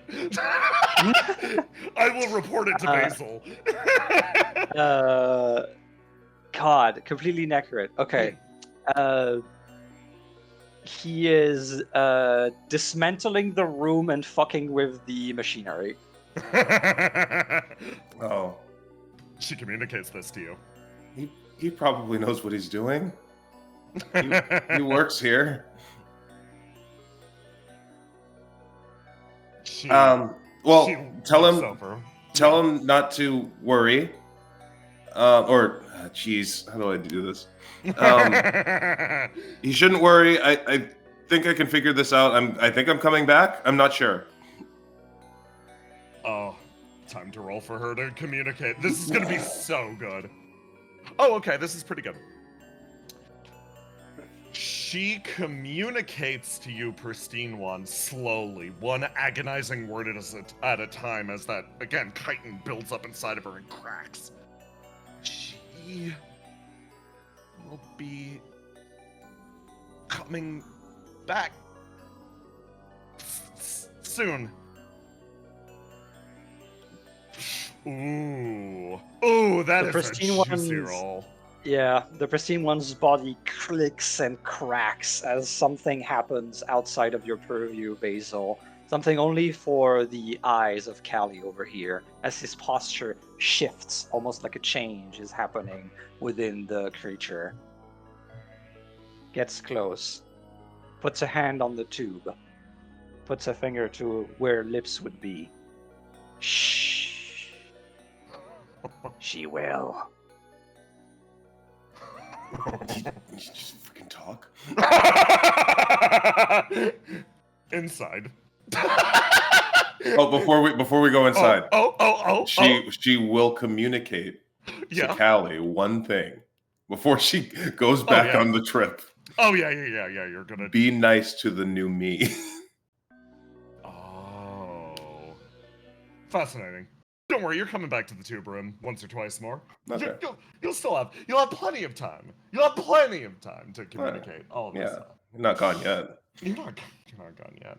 No one's ever really gone. No one's ever really gone, are they, Basil? No one's ever really gone. No.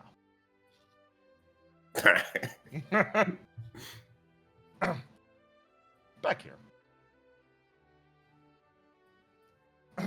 All right, Basil. Can I call you that? Is that all right with you? I think that's fine. That's the name that I've gone by my entire time here. I'm going to try to start putting you back together from different components. Yeah, let's start with different components contained within the brain. This might get uncomfortable. Are you okay with that? I can't feel. Right. Right, you can't feel.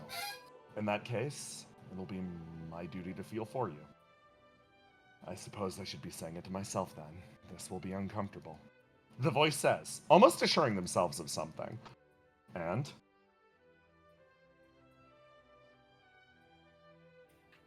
you feel a rush of flame burn all around your body. Lighter than air, you hang above a great battlefield. It's a place that you fought on countless times in the past. It's a place that you were wished far, far away from. It's a place that you were told to observe and to judge, to figure out the weight of the beings that fought down there below. Slowly, your consciousness unspools a great mass of brilliant flower petals, touching down in the muck and the ash. Bodies lie all around you. Soldiers not yet departed. Basil, I'm going to ask you a question. On this battlefield, there are so many paths to travel. Which one do you go down? To the north, you feel the flame of an old pyromancer, a shaper of flame, likely one who created this scenario. On the battlefield around, you may tend to the soldiers to ascertain or assess their lives and livelihood. Or finally, should you go to the south, there is the desiccated husk of some old decaying thing, an ancient god once worshipped, now abandoned. Yeah, let's go see that decaying husk. You go towards the decaying husk of an ancient god. You walk in that direction, and you see a place of worship. almost set alive by the mixture of the tube and your own consciousness.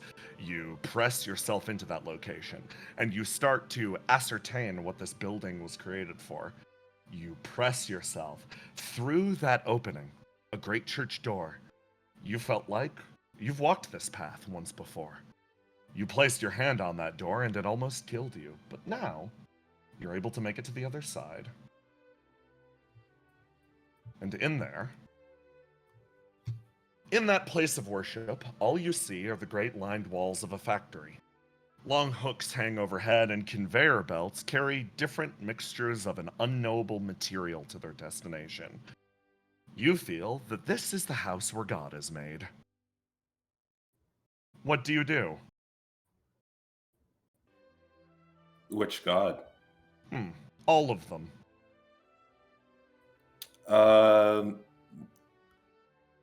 Basil, as she knows herself, is going to sit down amongst all of the tubes and the machines that are currently creating God, and she's going to reflect on herself. Oh, yeah. You think back. You focus on yourself. The great whirring machinery. The bustle of a factory. Human voices, one after the other, chiming out. Different voices intertwining, a 9 to 5. Most of them despondent. It's an ordinary day, an ordinary job for them. But for you, in this place where gods are made, this is where you were born, Basil. This is where you were created. You were made here. Your entire consciousness alights with the light.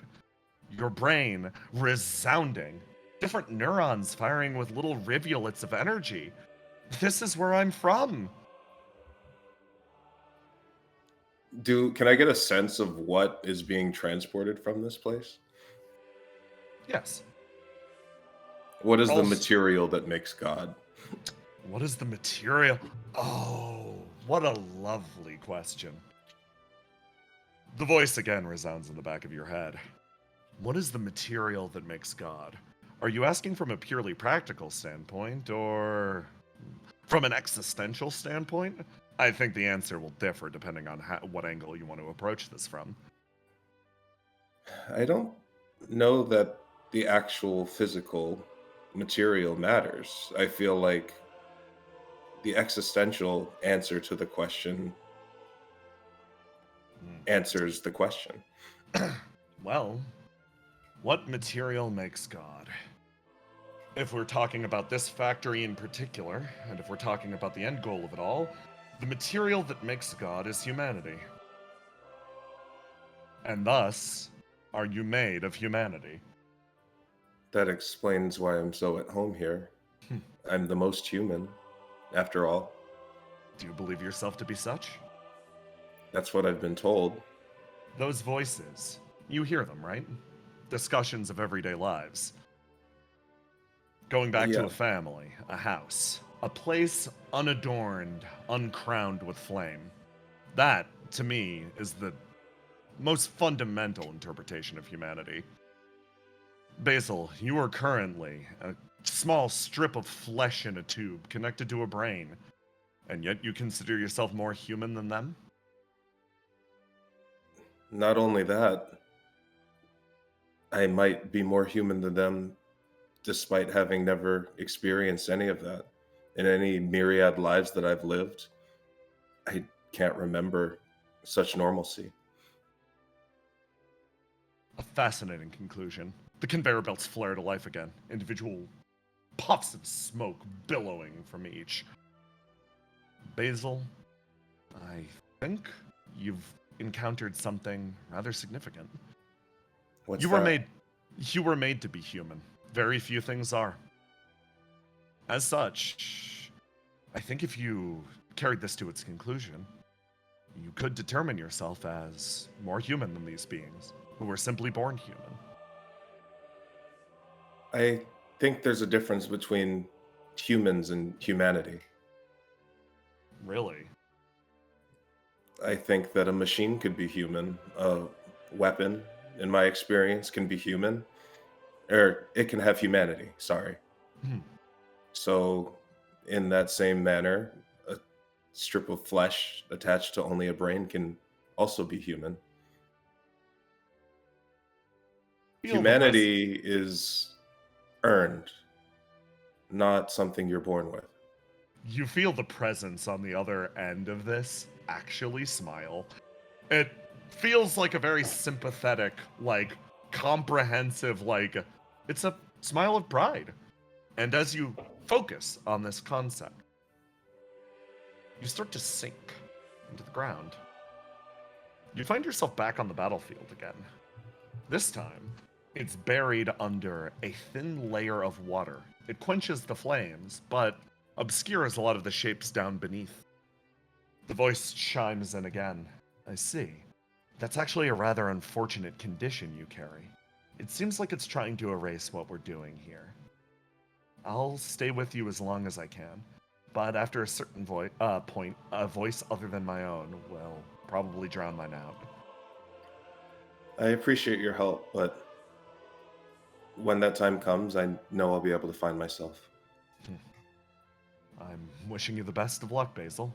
I've been observing your tale as long as I've been able, and it's been quite entertaining.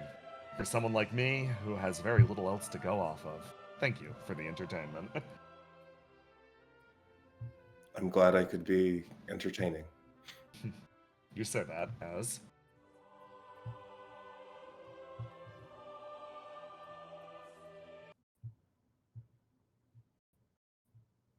The two of you watch as inside the tube, motes of darkness start to form.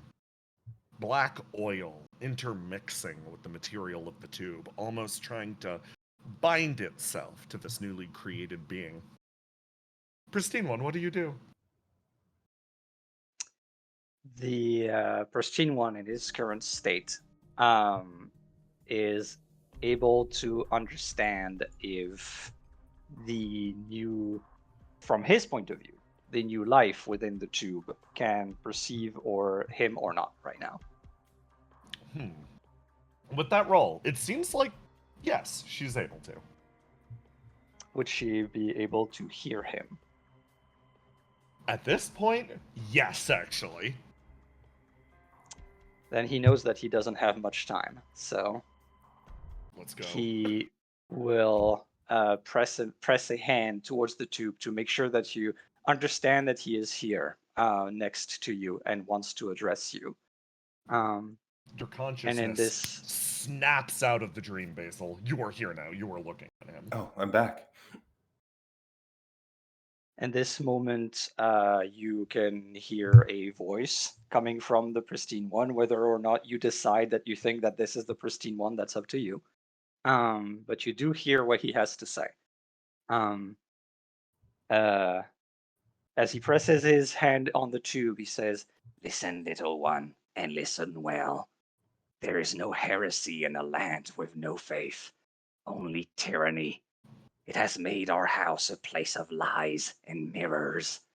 With time will come contradiction and unknown. See how they squirm at the unknown. You will have to choose who you can trust. See past the smiles. Read between the lines. Forge your true alliances.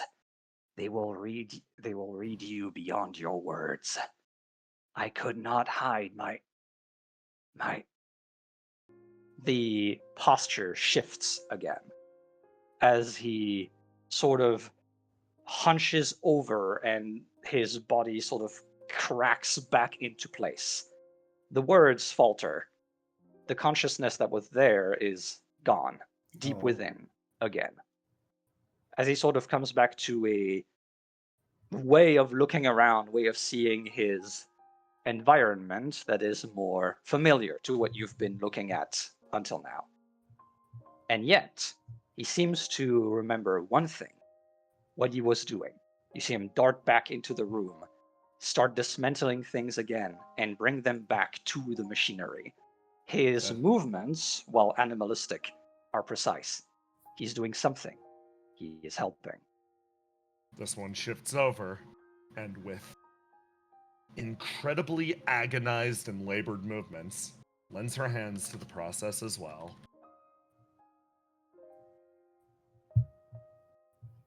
I love my raccoon friend. And tonal dissonance time. Who's ready for some fucking whiplash, my friends? Yippee!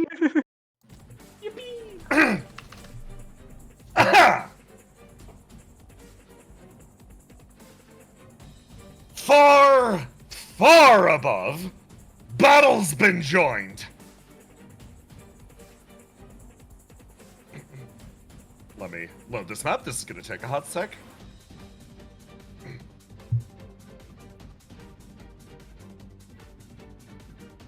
Let me know when you're loaded. This one will take a little bit.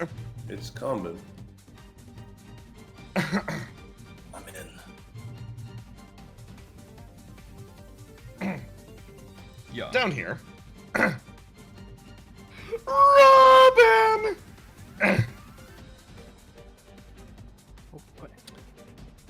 You cling to the side of a boat as it flies forward head to head with a nearby aggressive, fucking ocean liner piloted by your sworn enemy. Adorning its back are tanks stapled to the surface of the submersible that turn and fire on your little proceeding. Robin, give me a roll today. I come back to us getting fired on. Yep. Yes, they're allowed to do whatever they want. This is war, Robin. And unfortunately, our enemy does not care about committing war crimes. Robin, you feel your body boom bounce up into the air and like sort of slide backwards across the boat as again the water is pockmarked in front of you. Trouble, what do you do? Well, is this the part where we're supposed to put on the performance, or did I miss that? Nope.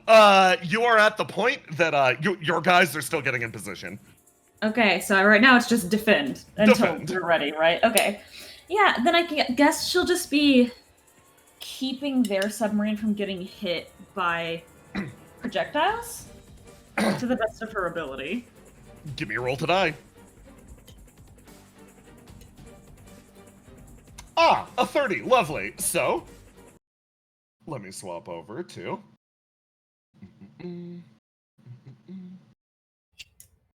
Let's do something a little lighter. So, Trouble. Yes. You extend a field like up above you. A gravity well that actually manages to shield Robin from the incoming blow. Robin, you continue to bounce.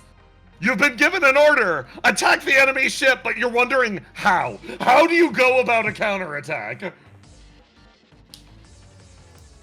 What's this thing next to me here? That's a large gun. That's a Is large it- turret. Does it need to be operated? Yeah, it could be operated. Oh, okay. Safely behind this gun. Clear the way, please. Robin? Trouble just takes one step to the side. Or it takes one step to the side. Robin, give me a roll to do to engage in Mortal Kombat. Oh my god! Robin, you start firing on the giant gun on the back of your sub, screaming and shooting as, in the distance, you notice Ruth take a step forward and she's like, okay, let's see if this thing works, Willow. She takes one step forward and summons her other reflection. It spawns to life up above her head. A single long stake or pole. She spins it and places it on the back of the boat. Okay, let's give it a go, Cosmos Cullen Kane. Huh? What are you supposed to do? She pauses for a second and then looks up as a meteor heads straight towards her and she's like, oh, perfect! She takes one step backwards, summons the Sword of Hope, a gigantic bat that touches down on the surface of the boat, and reels back aiming it, intending to hit the meteor into the other boat. Trouble, you immediately notice. She's not going to be able to lift that thing on her own. Trouble starts walking forward. Trouble, where are you going? Sorry, I need to help Ruth out. He walks up behind Ruth and does that like hot girl thing where you reach forward and grab their hand. Ruth like, okay. Well, let's Hold on. Just gonna give it a roll to do, and you, the coordinated two of you, send a meteor pinging at the enemy ship. With a loud explosion, it rips a hole in the side of it, and Robin, you fire down the gap into the guts of the device. Everyone else, you hear the devastation in the distance as you, via micro raft, place yourself onto the flame drilling platform.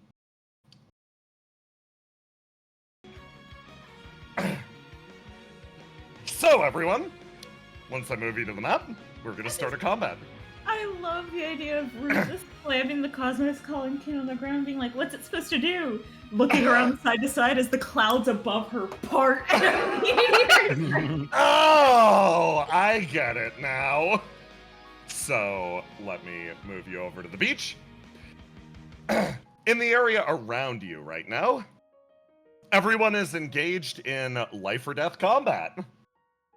Functionally, there are nearby boats that are going to, well, you're going to be able to affect the outcome of this battle.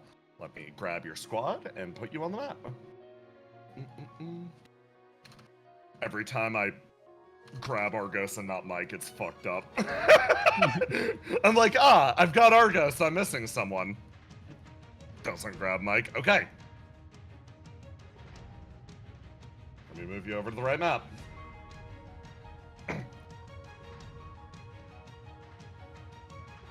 Over here. So, you arrive on the flame drilling platform, and the first thing that you see is Logic's already here. He's stationed a tank. Actually, make that 2 tanks. And there seems to be a turret on the far side. You look back over your shoulder, Ace and Willow, at Charybdis, who's carrying, slung up on his back, 2 large crates, and he's like, I'm gonna get this thing set up. You guys cover me, okay? Sure thing. Gotcha. Everybody, roll to die for me. That'll determine who goes first. Oh. Oh, right. Wow. Wow. Wow, Whoa. incredible. That's gonna be a Willow for sure.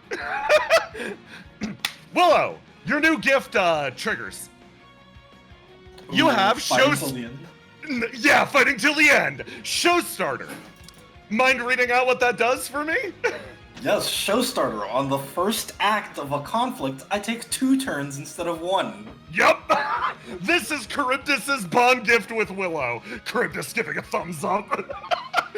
So, Willow, you're up first. Popcorn initiative, obviously. You can pass it to yourself or take your second turn later. I'll take it now. So, Excellent.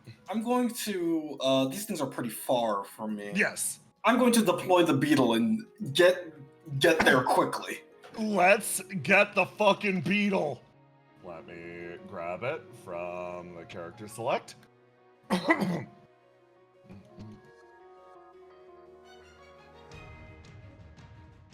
And I'll take 1 person with me. Who wants to come? Ace can teleport. Cast will put up their hand. Cast will put up their hand and then look at Argos and point at him.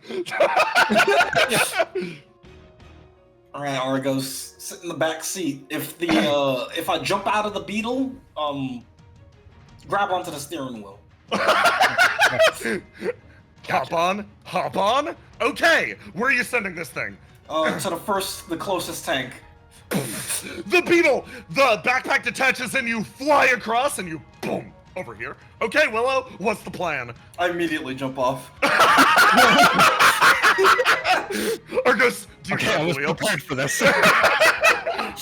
You literally get a bird's eye view, Argos.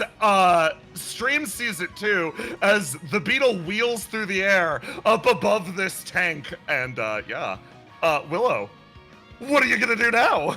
I'm dive bombing. I'm going to land on the tank's cannon part and just snap it in half. Give me a roll to do +6 for moving over 6 spaces during your turn. Alright. And they will roll to die. Oh, whoops, I forgot to roll to die. Let me go like this. And give me that roll to do with that full +6. Alright.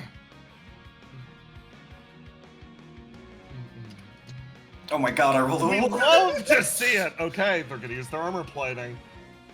They chung up, and the tank actually locks down for a second. You sink into the front of it, but it manages to actually shrug off your blow, and you feel the gears behind it whirring up as the treads start to fire up. Willow, you've got another action. Alright. If at first you don't succeed, again. No, I'm doubling down. I couldn't break this thing. I'm grabbing it and tossing it into the ocean. Give me a roll to do. All right. This. Oh! 1 and then the 20. Oh my god, there are 2 numbers. Okay, it doesn't even fucking matter. Okay, Willow. Okay, do you want to use your new ability? Do you want to show off your new ability? You know what? I didn't expect to use it so quickly. I'm going to grasp. Willow has a brand new effect. She can ignite to grasp.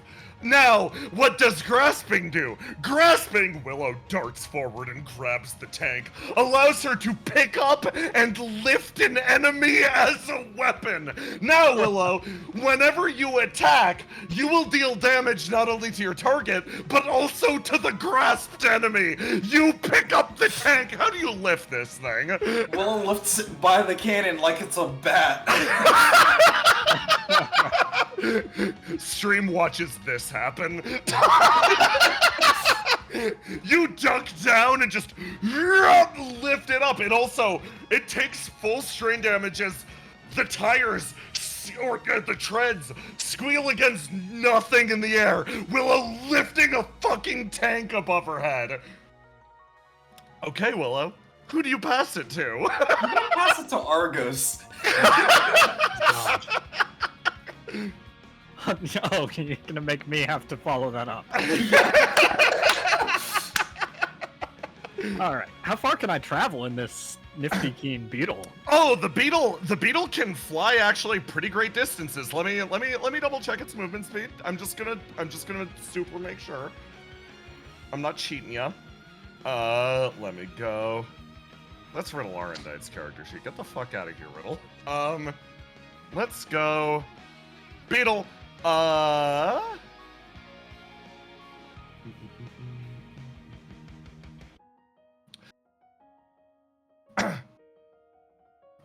Yes, 6 spaces if you want, or 30 feet. You can also grant it your own movement to move at 60. Oh yeah, I'm granting it my own movement. Oh, okay, so you're And gonna... then... Why do you think I'm going there? Why's that, Argos? Did my ruler show up? No, where do you want to go? No, that's exactly where I want to go. Okay, perfect.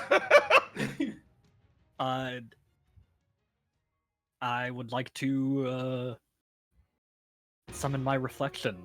Ooh. Yes. Sorry, I'm reading. Oh yeah, no, your gifts are also out of date. Go ham. Yeah. I am going to use Fate Weaver to send out these thin but strong strings and try and wrap them around this turret here. Ooh, to try to like restrain its movement. Okay. Yeah. Give me a roll to do. This one is actually less defensive.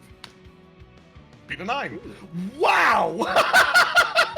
You send out a layer of now you can ignite to push that roll a little bit further. Otherwise, it will succeed. Otherwise, it'll succeed either way. It will succeed if you don't ignite. You guys are tied, which means it goes to the defender in this case. But you can push your roll by igniting to add a 1d6 to it. Can I ignite to move more? Yes, actually. So here's That's a good question. That's a fun little mechanic. You actually don't need to ignite to move more. You can lock out dice that you don't have equipped to move more. So, like, you can theoretically move 30 and then 30 more. That's how sprinting works in this game. Oh, okay. Well, Yeah. hell, I'm gonna lock out some dice Yeah. so I can grab this thing with the strings and pull it over the edge. Okay, hit that ignite button. You'll need to ignite to add the 1d6 to turn this into a success, which will happen. Okay. Ignited. And then you just do roll 1d6. Boom. You sweep the beetle over and it starts to drag backwards and boom! Flies into the water, and Argos, it splashes down here into the abyss below. I'm gonna keep it on the map, but it's currently waterlogged and we'll have to fight back against that. You turn around and you see something. Argos, you're about to get involved in aerial combat. Okay. That's somebody else's problem. Who goes next, Argos? Let's give it to Ace. Yippee! Combat starts. Yeah, I spend 5 flame. of course. The HP, yeah, that's what I thought. Yeah, you know what I'm fucking doing. Yeah, I know what you're about. Alright, so 5 flame. I also got some cool abilities. So, what I'm going to do is just probably a simple roll to die to start it off, right? Yeah. Because I got a hit first. So, roll to do. Give me Ace a is good old going roll to do. punch the tank. 19. Okay, 2d6. It will. It's gonna do this. Alright. That's a bad roll. Alright, 12. So, Ace has a couple of new abilities. One of them being, God, how do I even fucking start? Any dirty trick. Has a lot of things to do with Oh no! Yeah. So, the first ability of this, the ultimate weapon. His attacks knock targets back 3 spaces. This guy, 3 spaces that way towards the ocean. Boom, boom. It's gonna roll to die to remain it. Keep its balance up here. DC 15, my man, beat it. It bounces back and forth. It's still active. It's just pointing its cannon up out of the ocean at you. And then I'm going to spend 10 flame. Yeah. And Ace picked up a part of that. Ace has stolen Logic's Pyromancer ability, but altered it a little bit due to his own instruments. When I hit something, I can choose to spend 10 flame to place explosive flame within inside the target. I can activate this ability as any part of a roll to do against an unwilling target. The ignite at any point to deal 1d6 damage to the target and all beings within 2 spaces of it, obviously. And sending the target flying a number of spaces equal to the damage dealt. So I'm gonna use Cal's free ignite. Oh yeah, of course. Because why not? And Jesus, okay. Yeah. So how much damage is that? So like ignite. So that's like a what 1d6, right? Add that 1d6. Roll 1d6.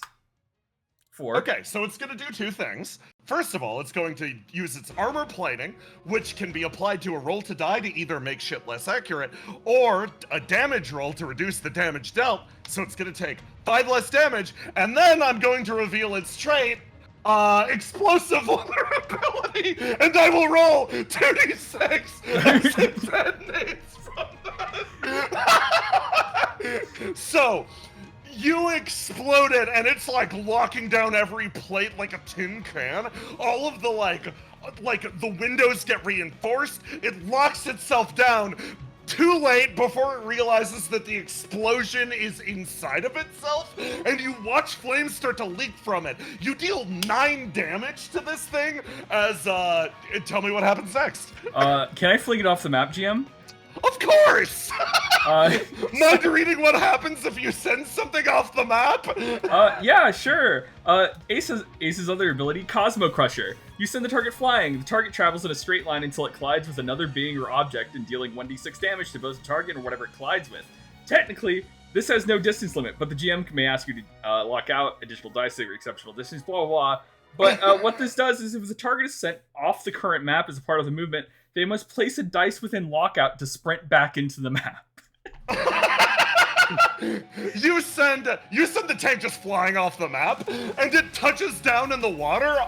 This thing cannot sprint back from its current position.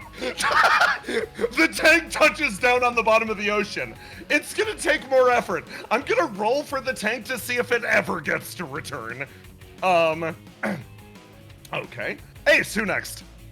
Who next? Let's see. Let's go Riddle. Riddle!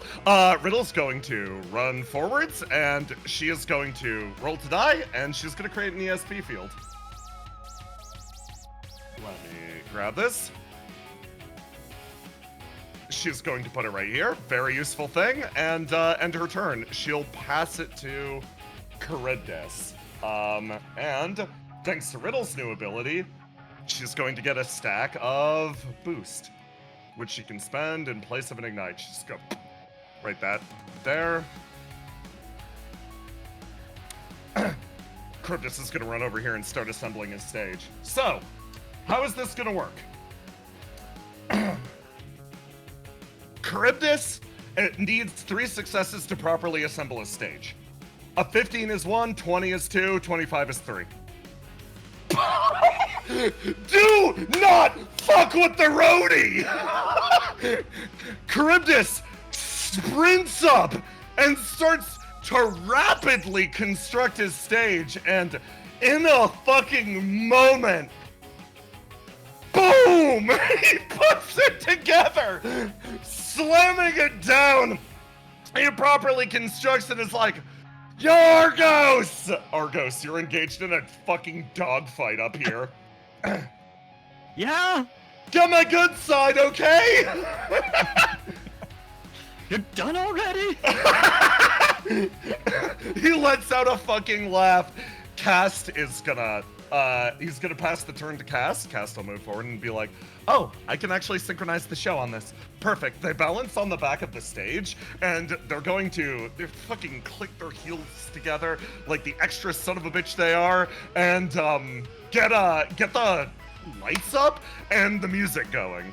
And this is the signal for Trouble and Melly, so they'll roll to do. And let me drop a Treble and a Melly on the map. I love the Okay. idea of Trouble helping Ruth bat a fucking meteor away and going, hey, Aura, I'm leaving this to you, and then disappearing. Or like, what the fuck? Rubbing on the gun like, ah! You guys can handle this, right? Bye. Melly's like, okay, ready to start the performance? Trouble, give me a roll to die and a roll to do. Obviously, take your bonuses. Oh, Melly is fucking killing it.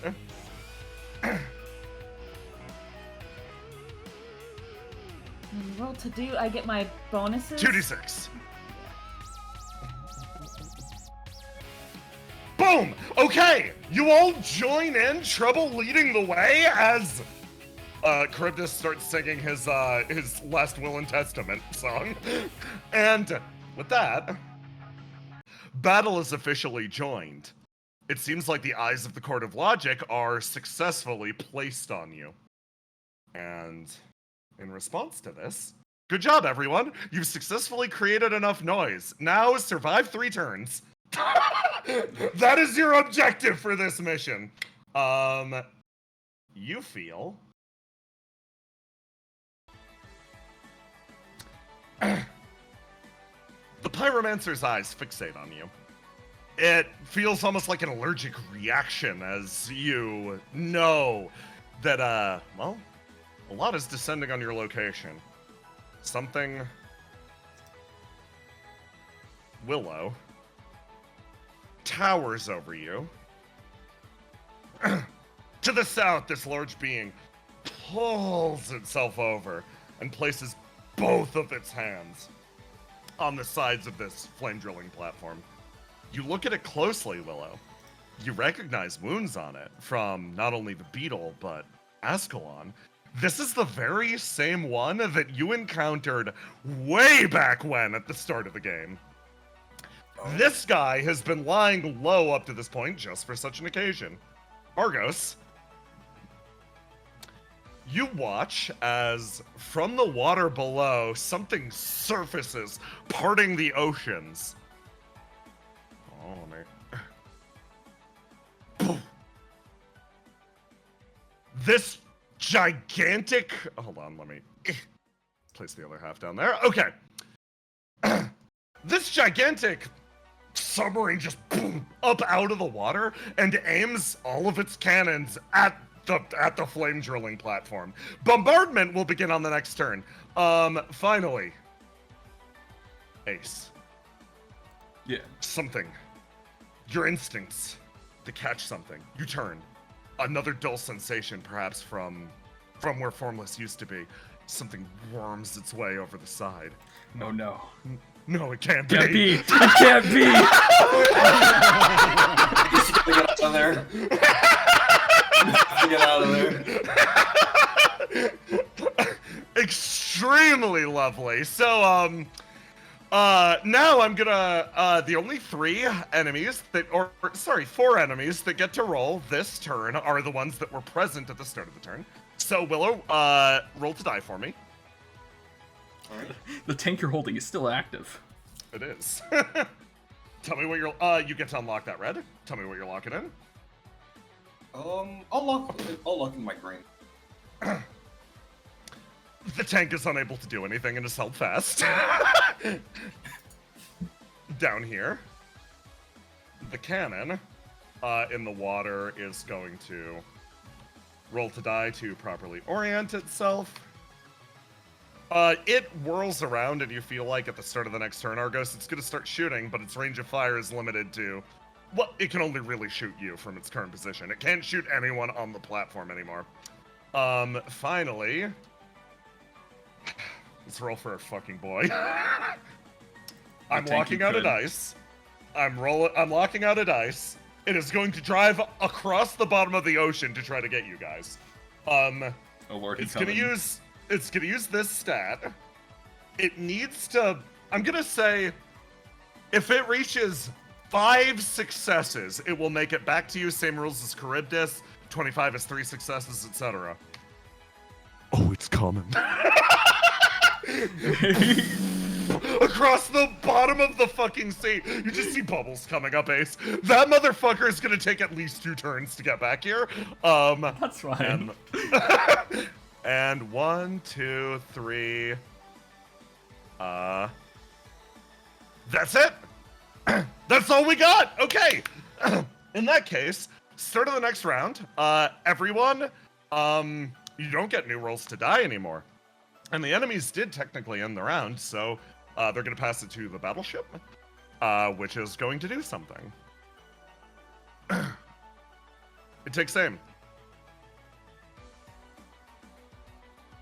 This map is about to become a fucking cluster hell.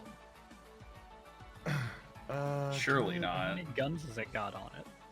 It's got a lot of guns on it. Okay. Okay. How many it's not worth counting. Got it.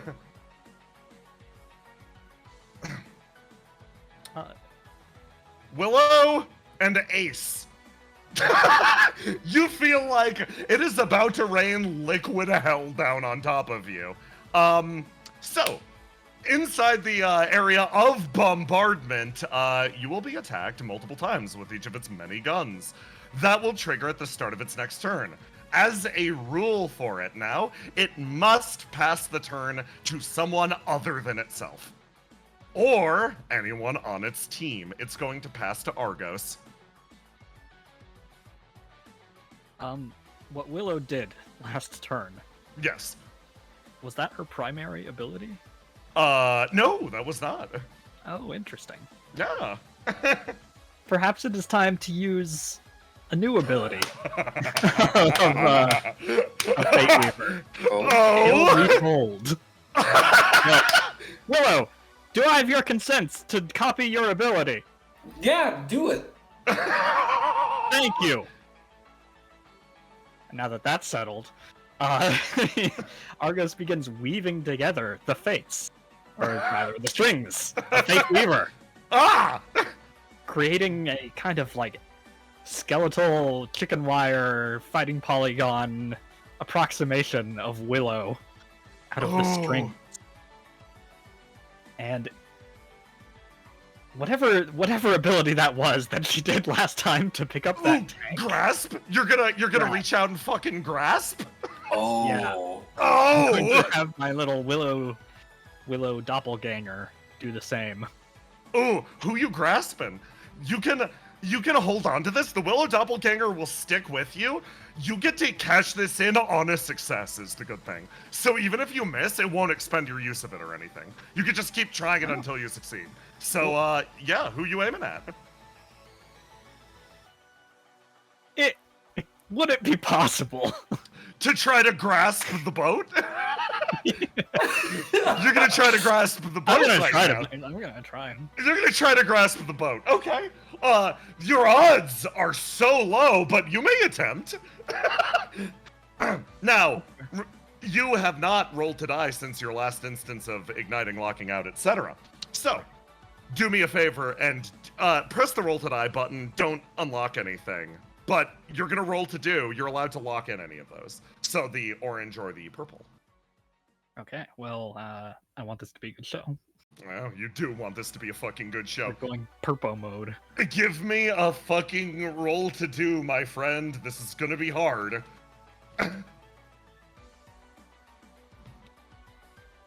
Okay. We go like this. It's gotta roll. Oh! Okay. So tell me, what part of the boat are you grasping? Are you gonna try to lift the whole thing? I mean, if it starts ripping, I mean, can't be helped. Okay, so you're gonna You're there and lift what you can. You watch and you catch on film as the willow sort of darts forwards and like attaches itself to the side of the boat, and Fateweaver lets her balance on the surface of the water, and she starts lifting. And let me go down here. And I will move this as the boat's guns aim upwards to here. Perfect. Good. No one's in danger.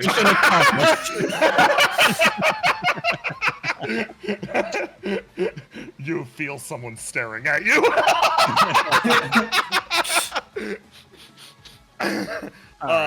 So it's you only fair that a little. Riddle is staring at you. You feel her judging. No, that's literally perfect as you wrench the boat up. Okay, before it aims its guns, it's going to have to roll against you. It will probably, yeah, it's breaking free is very likely, but for now, you managed to aim the guns up and away from everyone else. Who next? Riddle. Riddle stares. She looks at the boat. She blinks a few times, and she's like, she is going to actually spend her action rolling to die to just do this over all of the stage. And she is going to take one step in this direction. She maintains, my eyes, your eyes, Argos, and she'll pass the turn to Ace. Yeah. Willow did it. All right, Willow. Batter up. Oh. Ace is going to step right here on the pipe next to the devious end table. Oh, wait. Yeah. In that case, can Riddle pass the turn to Willow first to demonstrate a mechanic? Okay, sure, yeah. Riddle's gonna pass the turn to Willow. Willow, do Tutorial Man a favor and roll to die to set an action. All right. Rolling to die. Roll to die. So, the advantage of setting an action like this, not only does it unlock all of your dice, it lets you lock in something better if you want it. And then, Willow, tell me, what are you going to prepare yourself for? I'm going to prepare for this dual tech of Ace knocking this devious-looking end table at me. Perfect, Ace, go! And I'm also going to end my turn stanced up. Oh, hold on, I gotta show the new icon. Willow, you fucking... Oh, that's such a good use of a turn. You lock in, you're ready, you're fucking stance, dude. Right. You lock in, full power. Alright. Okay, let's see if I hit. Ace is going to walk up to the devious end table, dodging its bullets. Also, its slobber. And he's going to wind back, aiming towards Willow, and just try to punch. Whoop. Give me that roll. Give me that roll, okay? 22. It will roll like this. Alright. Oh my What God. I'm going My to do, man, please! I'm going to spend 20 flame because I can spend more flame on the explosion stack. So I have 2 charges on it. So I'm going to hit it back 3 spaces. Yeah. Right? And then obviously I'm going to ignite to explode those 2 charges I have on it. So that's 2d6, right? That is 2d6. That's 9 additional damage. This does not have explosive vulnerability. The devious end table is not actually packed with detonations. So that will be, we were looking at 19 damage? Tell me, where's this guy going? It's in batting range of Willow. He, whoom, whoom, whoom, end over end. The table wheels through the air. The gun fires off in every direction as, whoom, it flies into range. Willow, let her rip. I'm hitting this man.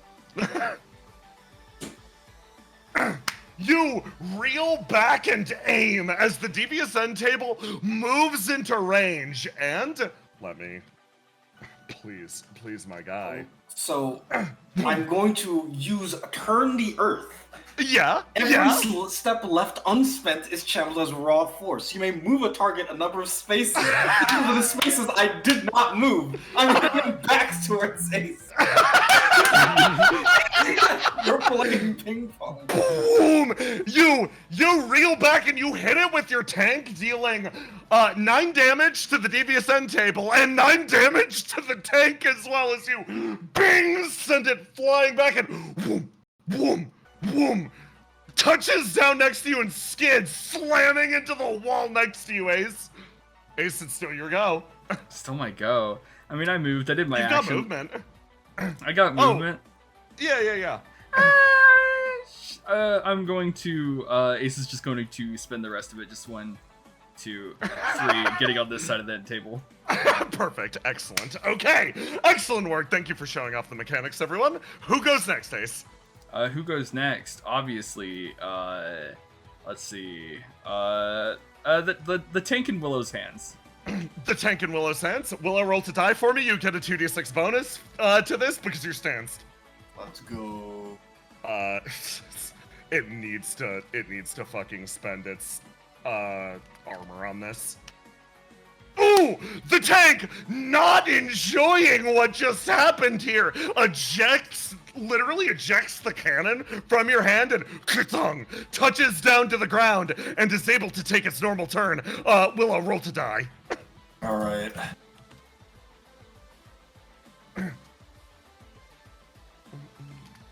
Jesus, okay, it's gotta be to 24. Okay, it's gonna use its most powerful ability, Run Over, in which it runs. Son of a bitch! In which it runs you over it! Boom, flies straight at you! Tell me how you barely stop it!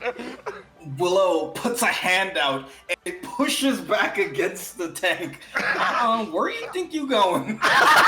As the tank starts to drive, the cameras on the stage catch every single part of that. The tank is going to, oh man. Okay. The tank is feeling extremely defeated right now and is going to pass the turn to the big guy down here. So, yeah.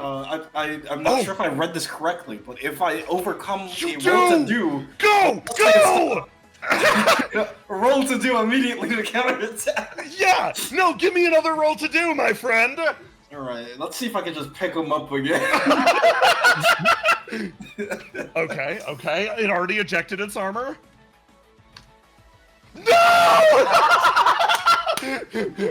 Ignite to grasp! I'm igniting to grasp once more. Where do you think you're going? Holy shit! You just lift. The tank again lifted aloft, does nothing, and this guy down here is like, damn, man. That's actually really good that you did this. I'm gonna explain what would have happened had you not, as I go like this. Let's, this one. This being holds both of their arms out, and it can actually do this in any area affected by Riddle's ESP, which is good. It's gonna place this here, and immediately you feel a pull against you, Willow, as give me a roll to die. Alright. You feel like you're trying to be yanked into a gravity well, and your body, like, you feel like you would be moved if you weren't already in the center of it. You can unlock your clear dice. Alright. You're pulled into the center, and you like lock in place, still holding your tank, and you're like, huh, weird. And then it is going to pass its turn over to the boat, which will set up its attack. Oh wait, no, it's got to roll against Phantom Willow up there. Hold on. Willow, roll to die for me. Don't add 2d6 to the bonus. Okay. Oh. Tell me what you're locking in. If I'm locking red. Red? Okay, so it breaks free as the boat touches down on its side, and it's going to fire its cannons. And what it's gonna do is the gravity well is going to cause the trajectory of this attack to change. Pulled in by it, it's going to re-angle. I have an idea. You have an idea? You have an idea? Regular real Willow can ignite while stanced up to pass stanced up to someone else. You're gonna pass it to fake Willow! Fake Willow, because it could succeed. It could succeed! 2d6 could make it succeed. Roll those 2d6! You guys are about to get lit the fuck up! Okay, 6. How Okay. much is that? It that's loses 20. by Oh, 1! so close. You watch as a hail of gunfire comes down on the area, and I'm gonna need rolls to die from each of you. Willow, And you just ignited. you just ignited Yeah.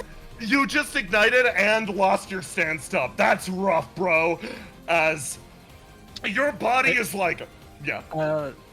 Did I technically roll against the ship to mark it with tactics? You did, yes. You did, yes! You gonna hit it with the sauce? You gonna hit it with the sauce? Yeah, I'm gonna apply drains to it or whatever, so it... 1d6! Boom! All of the shots travel outward. So here's how I'm gonna do. Willow manages to hold the boat up barely, and like, a lot of the shots go wide. The gravity well is going to pull in a section of them, but not all of them. So, we are going to still roll to defend. Willow, you are at the center of the gravity well and will be the center target of this, but Argos, tell me. You can turn this AoE any direction you want. How do you want it to face? It must be centered on Willow. Also note, you will be splitting damage on this AoE. So if all the attacks head towards Willow, then, you know. She'll split the damage with herself. She'll split the damage exclusively with herself, yeah. Don't worry, I can take it. Let me take all the damage. You could probably. You could also hit me with it to hit it with the table as well. I'm down. I have like 65 HP, bro. I'd like to hit this big guy who's peeking over. You want to hit the big guy? You want to hit the big man? Yeah. I mean, it looks like he's got the table handled. Can I get like the big man and this The tank? tank and also Willow? Yeah, absolutely. So Wouldn't forget about you, Willow. it's gonna be hard because it's gotta be centered on the gravity well. You need to aim it very, very precisely. So I can't turn it. You can turn it, yeah. You can turn it along its axis. So like, you can aim it like that to maybe get. Yeah, that'll work. That good? Yeah. Okay. The boat's shots fly out and curve, raining down damage on the area. Okay, so that would be 3 attacks for each of you. Nice. Let me go. Okay, Willow, roll to die for me once. Okay, this would be. Okay, that will hit. You can unlock your red. You take 14 damage. And Sorry, Willow. give me another roll to die. That will be another 14 damage as wave after wave fly in on you. Give me another roll to die. All right. You fly backwards and you're like, whew. Like you're about to leave the center of the gravity well. You make it to the edge, and then this man snaps his fingers, and you actually hit the edge of it and bounce backwards. That'll be 10 additional damage as the gravity well wrenches your bones together. You're getting pear wiggled right now. And then of course, versus tank. The tank resists. The tank does not resist that one. The tank gets shot once. It is almost dead. And then the big man's like, got her. As he gets shot by,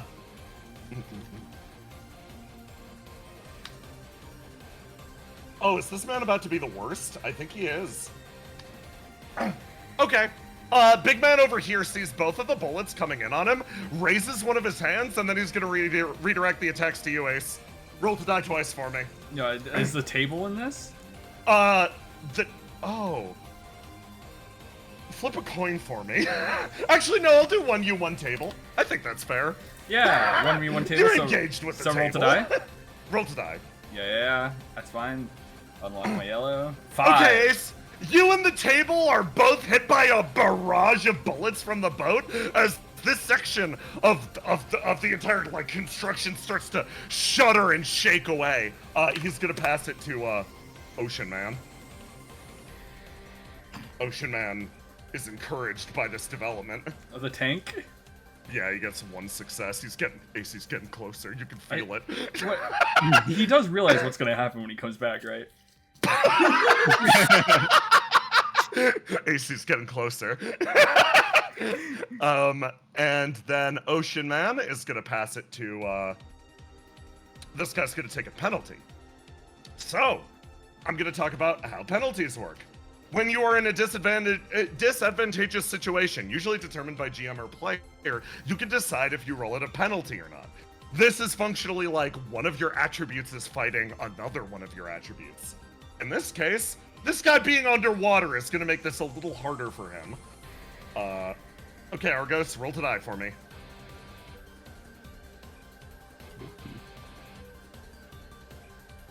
$16. Ooh, nice. Okay, that penalty of dunking this man in the water, you can unlock your steel stat now, is enough. The beetle just weaves back and forth, successfully dodging every single attack. And then this guy's going to try to hip check you. Give me a banshee. Give me a roll to do, you ping burn. Or sorry, roll to die, roll to die. Oh my god. Damn! Okay, Argos! You wield the, tell me where you want to put yourself as this thing cruises underneath you. I mean, I'm kind of happy right here, but right there. Right there. Okay. You place yourself right here. Okay. You make your way over in this direction. I think Riddle's actually gonna. Yeah, that gets you. Wait, if you go a little further, you're out of turret range. Let me. I'm just gonna stay in turret range. You're gonna stay in turret range? Okay. Riddle's going to move her way over. Being the person who has a gun, she'll just rush up. Oh wait, no, she's gone. Oh duh. Charybdis. Keep attention. Everything's going good. Okay. Cast support. You get to roll to die first, cast. Dear Lord. Okay. Dear God. Okay, so Cast and Charybdis are putting on a phenomenal show. Down here, Melly Treble. You can roll to do. Let me lock this in. 31, Jesus. Yeah. So, I'm really good at one thing. it seems like your little performance is doing really, really well. The main eyes of logic are all upon you. And sort of the next go. Cass is gonna decide. Ace. Yippee! Alright. Fuck this table. I'm going to obviously do what I've been doing. And roll to do. Well, what are you doing to the fucking table? This table. Punting it into the ocean.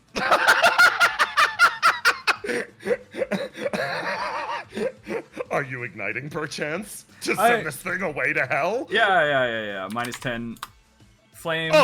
Oh, the detonation, I see. Yeah. So Then that'll deal double damage.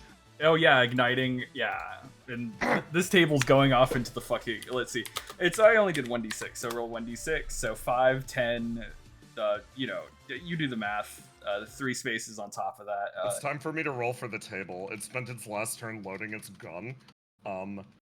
Let's see. Okay, it can beat this. I'm still gonna roll for it though. It flies into the distance, and you just Ace, tell me how you crit this thing. So the table loads the gun, and he's just like, oh, God, no. And then just like you see like the bottom shelf, he's just gonna kick it, use that bottom shelf to help lift it up, and then just send it flying like it's some Team Rocket villain. You send it flying into the distance. And you watch as the table wheels beautifully through the air. Your critical strike, sending it off into the distance. It spins end over end, flying deep into the ocean, unable to make a single proper attack. The GM designed its kit to be a little too slow. It swings through the air. Or perhaps it pauses. Bullets flying free from its gun. Ace moved a little too fast. It moves its way off into the distance. And then all the logic bombs inside of it just disappears. I ain't even rolling for that guy. He is so far gone. He is not making it back in this fight. Ace, you just watch it go. Well, that doesn't have any natural predators. Who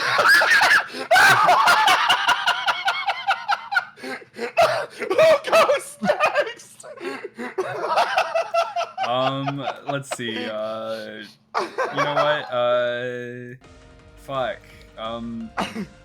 Willow, you seem like you're deep in shit. The dust settles after Willow gets bombarded like crazy. I have 2 HP.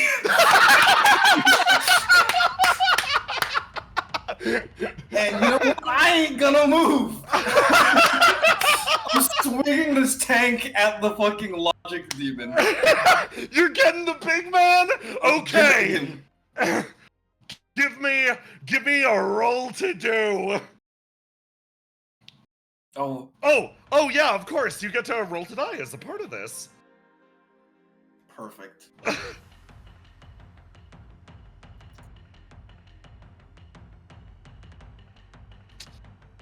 Okay, give me that roll. You swing it out and over, and like you duck down, and let me go for it. tank. Boom! The tank is going to hit and take full damage. The logic demon will be rolling. I think it only gets this on this, actually. Okay. Damn, okay. The logic demon raises one arm up very slowly, and the tank just swings at it and connects with it, and you watch as the tank violently detonates. Hold on. Let me roll. The explosives contained within violently, raucously ripping the platform apart. Willow, give me a roll to die. Alright. I'm also using stance stuff now. Oh, of course, yeah! Hold on, let me stance you. Thank you. Oh. I need this. You did need this! The tank detonates in your hands and you're like, oh god. You lock your stance. You feel like that explosion would have sent you to the walls again and then knocked you back in. But you lock yourself and you just don't move. The fire washes over you. You were at 2 HP but still fucking standing. I can't feel my arms and I can't feel my legs. Willow, who next? Argos, do something!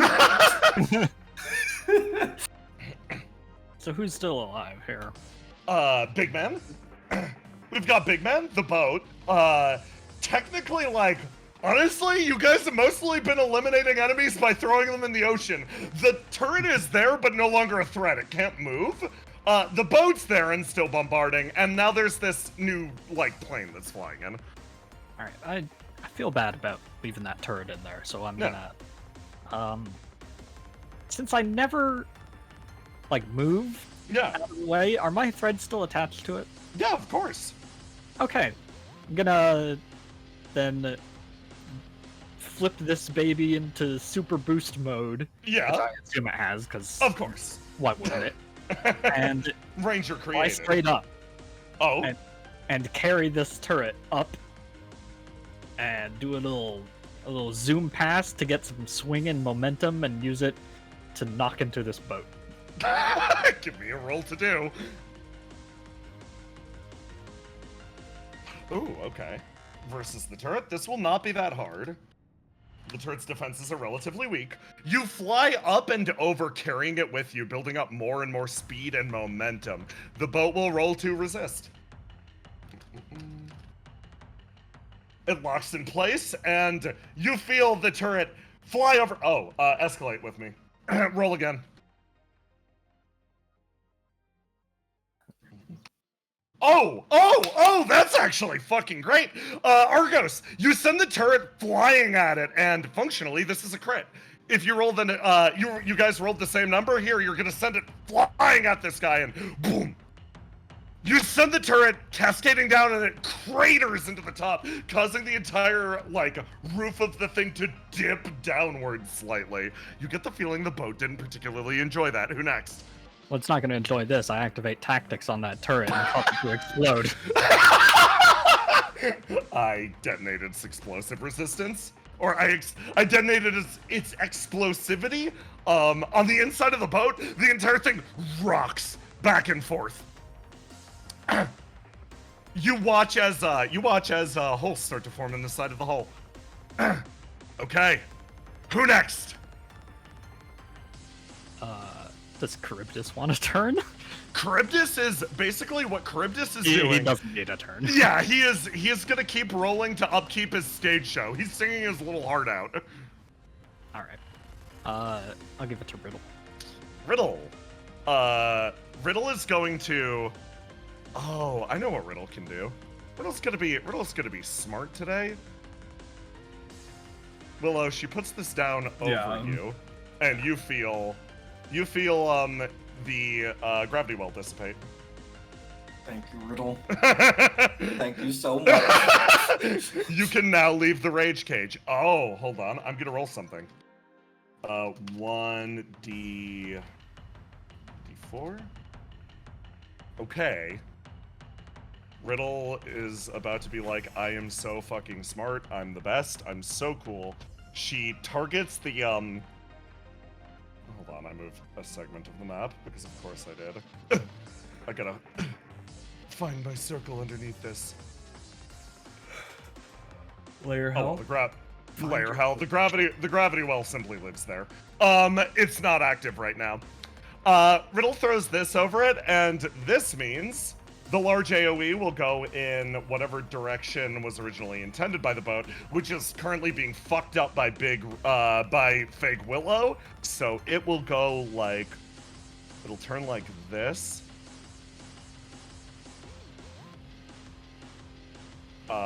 And then we will move it in a direction. It was centered like this. We're gonna move it in a random direction. So, 1 is up, 2 is right, 3 is down, 4 is left. We go 1d4, 2, right. Oh, nice. Ace, you feel like the gun is pointed directly between you and Willow. Yippee! There we go. Okay, that's Riddle's go. She will pass it to. She's gonna pass it to Cast, Charybdis, etc. They're gonna do their thing. Cast fucking falls and floats in the background in Riddle's ESP. Charybdis' voice is starting to get strained. Melly and Treble are gonna do their little bit. And Treble continues to fucking lead the way as everyone else is like literally collapsing around her. Treble has done over 24-hour-long concerts before. He can sing for literal weeks. You are on the front of your boat as bullets like hail down around you, still singing your fucking heart out about Charybdis' DVD collection, as like the spray looms up over the side of the sub. Melly is like collapsing, she's starting to get tired. Cass literally falling over, Charybdis falling to the side. They only need to last one more turn. And then the turn's gonna get passed to Big Man. Big Man is about to be extremely and exceedingly predictable, and hey, Ace. Give me a roll to die. Yippee, roll the die. Unlock my blue. You unlock your blue, and you boom into the middle of the circle, and you feel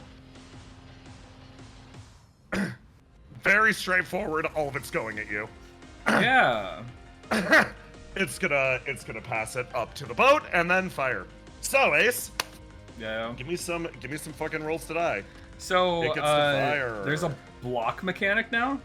There is. You can ignite to raise your arms and block some shit. You can also yeah, you can. That's just how it goes. So I ignite and then I roll like what, a d6? Oh, 1d6 to take less damage. Yeah, that's fine. I'm not gonna get like enough high enough to like.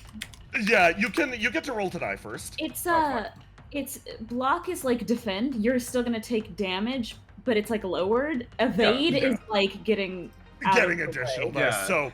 But what I'm saying is I don't roll high enough because I only have 2 dice. So yeah, because of your lower dice. Literally blocking is probably my best option. You're gonna take that will be 13 damage. Yeah. And here comes another one. Oh boy. Okay. Riddle's about to do something a little silly, wacky. I mean, I'm fine with taking damage. I can take it. I have 65 HP. Like. Okay. Take an additional 14. Yeah, that's fine. There we go. An additional 65. That'll be an additional 14.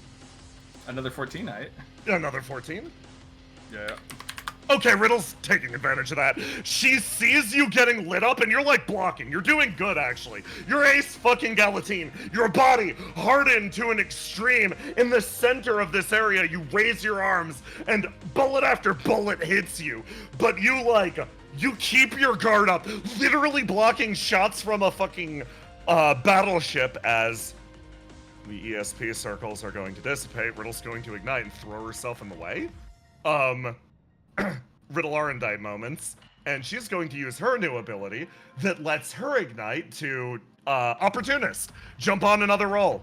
She's gonna ignite. And she'll push that roll, blowing 2 of her ignites. She touches down in front of you, and you feel her embarrassed for exactly a split second. Oh wait, this would be a roll to die. Oops, hold on. Let me redo. Let's just pop that one. Riddle will roll to die. She gets a 1d6 bonus. Why's your black wounded? Hold on. Wound attribute. Why are you wounded? Why are you wounded? Stop. There we go. Plus 1d6 for the barrier. Okay, thank fucking God, Riddle. She touches down in front of you, Ace, and actually gives you a sort of cocky look as the bullet flies at her, and using her personal isolation field, it flies into her, and then she'll just redirect it back at the ship. It flies into it and hits with a loud and deafening explosion. You're gonna split damage with Riddle now. She did not think this through beyond this point, however. That'll be an additional 14 for Ace, and 14 for Riddle. Another 14? That's not split? Yep. Alright. Those are the last 2 attacks. And then, hold on, it gets one more. Riddle's taking that. Riddle teleports next to you, and you two get bombarded to hell. She deflects one hit and gives you a look like she's the hottest shit in the universe before more bullets start raining down. And you notice, somehow, despite 2 battleship shots, Riddle Arendite is still standing. She throws her arms up, looks over at Willow. 2 HP! The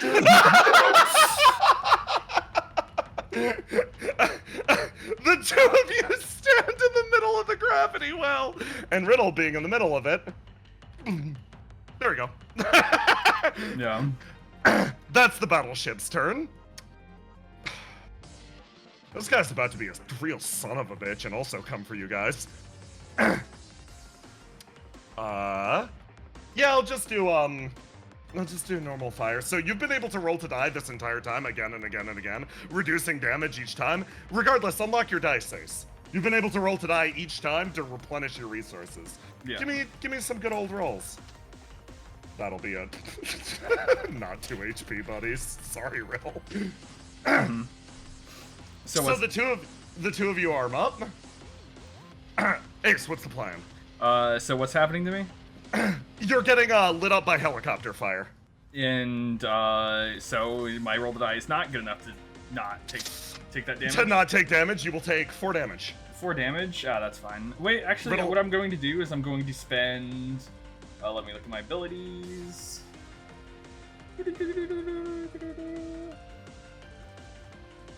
Okay, I can spend 10 flame to take that damage as flame damage instead. So flame damage instead, nice. Yeah, so I'm gonna take that 4 HP to flame instead. Riddle's gonna blow 2 of her boosts to ignite twice. She raises her sword up, slams it in the ground, hides behind it, as this thing flies over, still succeeding on its hit, but not wounding Riddle, barely. She over at Willow and continues to give you a look like 2 HP, buddies. Her resources have really run dry, though. Okay, and then that's the end of the act. 1 more turn remains. But before we do that, we're taking a 5-minute break. Oh my God, Everybody, we're in trouble. We're doing good, guys. We're fucking It's when there's an AOE marker on the map. If you stay in the AOE marker, you will get blown up. You will die. You know, I was going to be completely fine, and then I stanced up to other Willow, and I failed the roll, and I got lit up. If I had rolled one number higher, I would have been fine. 2 HP club. Trouble, like, I'm just fucking singing, dude. God. Trouble, like, this is easy shit. Singing for hours on end in the middle of a war zone, easy. Yeah, well, let's see you dance through some AoEs while you're at it. Okay. Damn. Sure.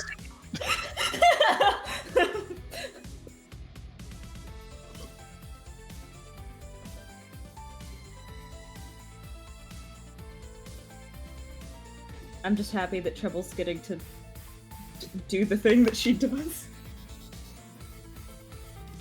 That thing she do. I'm happy that Argos gets to stream it.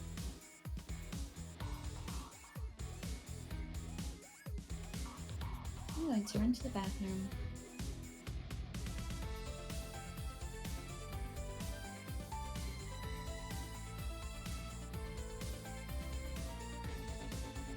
Hi, chat. I should go actually look at chat so I can see chat. How you doing? Y'all remembering to take breaks? Y'all getting water? I'm back. Because now's the time. Woo! Welcome back. You guys having fun? Yeah. I'm back. You guys having fun punching a boat? Yeah. Oh my god. A copy of Willow to punch a boat. Getting the copy of Willow to fucking wrangle a boat?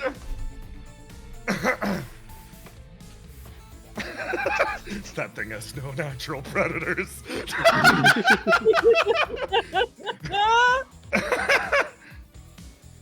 Hope it's happy in its new life. Argos, as a reminder, during this turn, you need to conceivably cut stream in a dramatic way. This is the turn. You cut off stream. Damn. It's your objective, man. That ship do damage. That ship, I love it. I love that thing. These two motherfuckers together are great. I love them. Mm-hmm. Gravity well, bitch. Ooh, there's a YouTube question. What's your favorite logic demon that you've seen so far? Do you like we all know what the right answer is, but you know, I want to see the Do you niche like picks out there. boat? Do you like boat? Do you like tank? Or do you like the correct answer? Everyone looks at the end table. That's not Logic's demons anymore. That belongs to the world ocean. now. Yeah. That's his stranger now, looking at the ocean. The demon of the sea. The demon of the sea. Drawer noises. Mm-hmm. Okay, I think I know how I'm gonna run the rest of this session. Inky asks, are the boats piloted by demons, or are they demonless themselves? They're piloted by demons. Alright. Allison, I got demon crews. Yeah, they're piloted by tiny demon crews of weak little demons. So what you're saying, it's like a multi-kill. Yeah, exactly. Exactly my thoughts. You said tiny little demon crews, and I just pictured the drawer full of demons. They don't do anything, they're just there. So I think probably how I'm gonna do this is I'll resolve this combat because there's one turn left. Then we'll move on to we'll check in with Flame Ace, and then we'll move on to Basil, and then I'll finish up what's happening with you guys. Cool. Okay. Got the session plan. Is everybody back here and ready to roll? I am. I think we might be waiting on Aroma.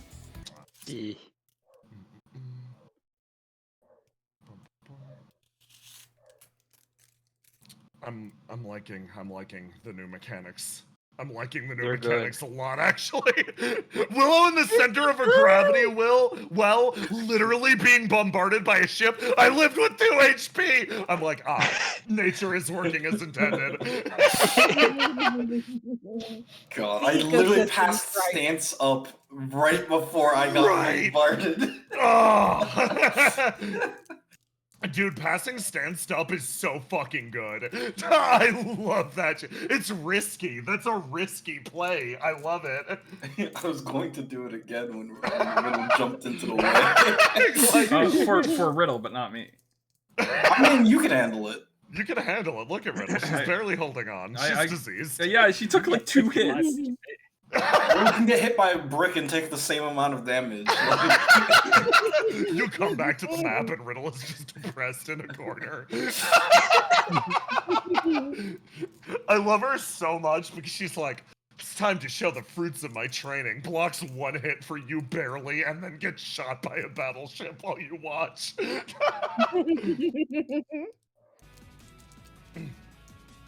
She's... I fucking love her. She's Riddle Arndite, baby. Riddle Arndite, baby! Riddle stonks only increase with in time. Truly. Riddle stonks only go up. It's in the portfolio. The portfolio. You really gotta consider Charybdis's portfolio. That's what his portfolio is. It's just riddle stonks. Put her in the Parawiggler. This is why Seagazer doesn't trust Riddle. Seagazer doesn't trust Riddle for many reasons. This is indeed one of them. It's like trusting a rabid badger. I would trust that badger. Okay, I could actually prep some of the... reminds me of Mike. Yeah. I trust it. I trust it implicitly with my fucking life. This will actually give me a hot sec to prep a future map. Hell yeah. So it works for me.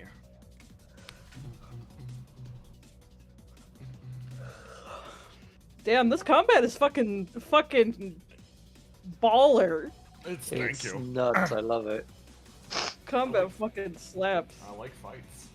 Okay. It's so good. Boy. I'm so happy Char is singing about his portfolio. Nothing in this world makes me happier. Riddle stonks are slowly ascending, yeah. I love that man. There's a 50-50 that the badger is Mike. Okay. Okay. The risk.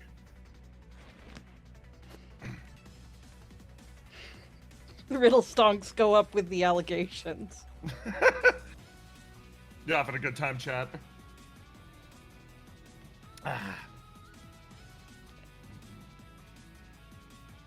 Okay. If it's cool, I think I'm gonna start us up. Yeah. I'm back. Welcome back. Perfect timing. Excellent timing.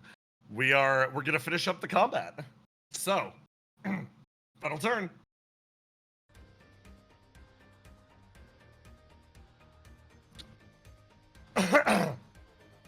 Start of the final turn. The boat's gonna take aim again. It's gonna try. It's gonna roll. Willow, roll to die against this. Alright.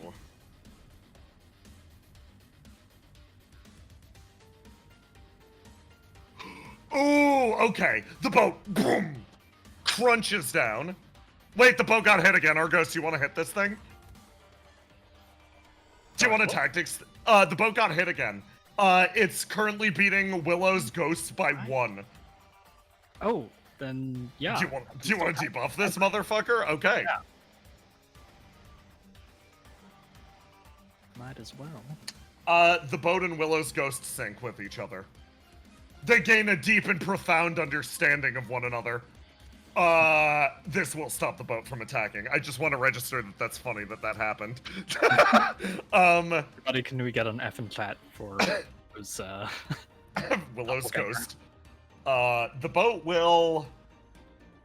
We're gonna randomize the location of one of its attacks. Okay, that will bring it off you guys. Very good. And it is going to aim another set of attacks at the stage this time. Just like that. Okay, that's its go. It's going to pass the turn. It's gonna pass the turn to Ace. Okay. So what do you guys want to deal with? The boat or the big guy? What you guys want? If you want, you can give me a roll to do on which one of them's weaker. That won't be my turn, right? No. All right. This is just assessing for information. The boat's on its last legs, actually. Yeah, but it's like not. It's not like someone else can deal with that. I can deal with the big guy. I think. Oh, you're gonna deal with the big guy? Yeah. So what I'm going to do is I'm going to spend let's see. Let's see. I can just move. Like, let's see. 1, 2, 3, 4, 5, 6. Is this within big guy range? That is in big guy range. That's fine. So I didn't have to teleport. And so what I'm gonna do is I'm just gonna hit him. Like a classic good old hit.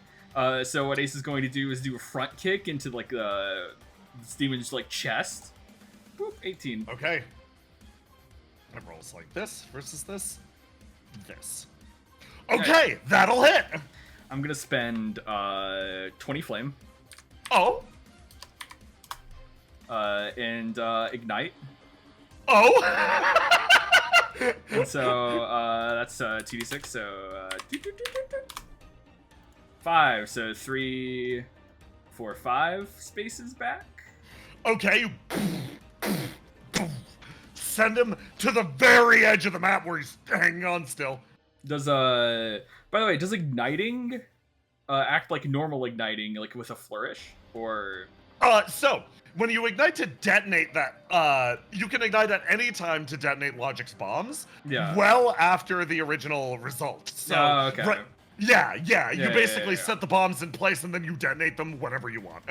Okay. Fuck. It's still on the map. Boom. So. Did that factor in your ultimate weapon? Your default attacks knock shit back already. So it's like 5 plus 3, so 5, 6, 5 7, plus 3, 8. Yeah. I'm gonna let him roll. Okay. He's gonna roll to stay on if he beats 20. He does not. He falls down a fucking ocean trench and disappears. Okay, But that's... Ace. Yeah. But Ace. Oh, somebody's coming. He's Prepare back. yourself. You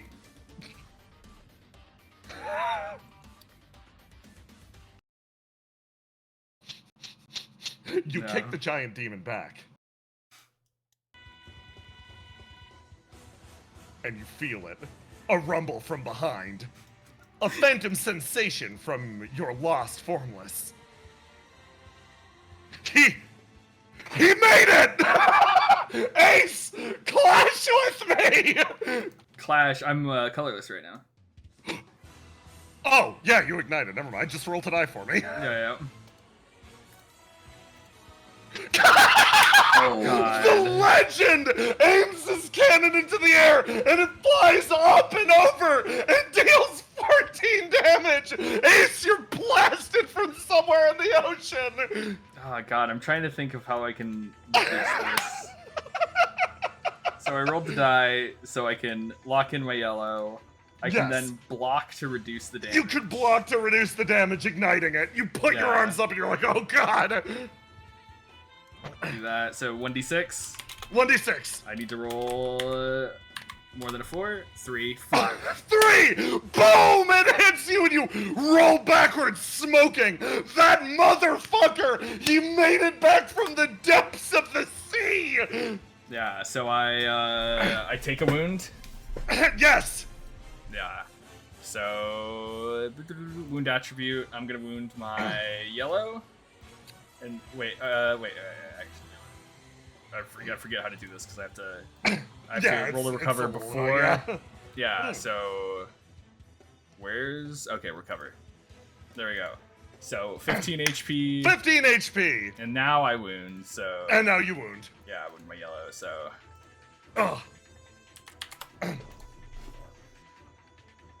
Below, you watch as Ace rolls backwards across the deck, smoldering, a shot from the ocean. What the hell? There's one more of them out there? Of course. Ace, who goes next? Argus. Okay. Well then. This ship isn't looking so good. So I think...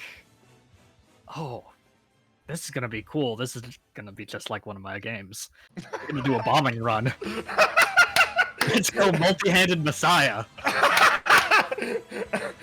And Argos brings out his single-handed savior, but 6 of them at once. And instead of guns, they take the form of bombs. I'm gonna just do a flyby on this thing and start dropping bombs as I go. Okay, give me a roll. Okay, that's one. Give me another. Luckily, I've got more. You have more. Okay. Okay, so it's gonna roll this. Okay, 2 more. Boom, boom. You fly your way down, and you start to light up the boat, and over here, Riddle's going to ignite and actually see that 14. That's a low fucking roll. She's gonna run to the side of the dock, jump and disappear, and start just fucking up demons inside. She's gonna capitalize on that. She'll ignite. She'll use her Cal bonus and ignite. So 1, 2. Okay. She stabs. Thing that I'm literally dropping bombs on. All right. You know. She jumps, lands, and disappears. Riddle is only going to succeed once, so the functional equivalent is, Argos, you fly your way over, and you bomb the area, causing the ship to actually start to capsize. You see Riddle on the inside through the smoldering hull run up to him and just stab him. She gets one guy in there, and then your beetle re-angles and starts to fly away, and let me just erase that. Get rid of the areas of effect. Who next? Let's go. Has Willow gone? Willow is not gone. Let's go Willow. All right. I will finally move. I have not moved from the spot since the beginning. You literally stand up, and there are 2 Willow boot prints where you've been standing the entire fight.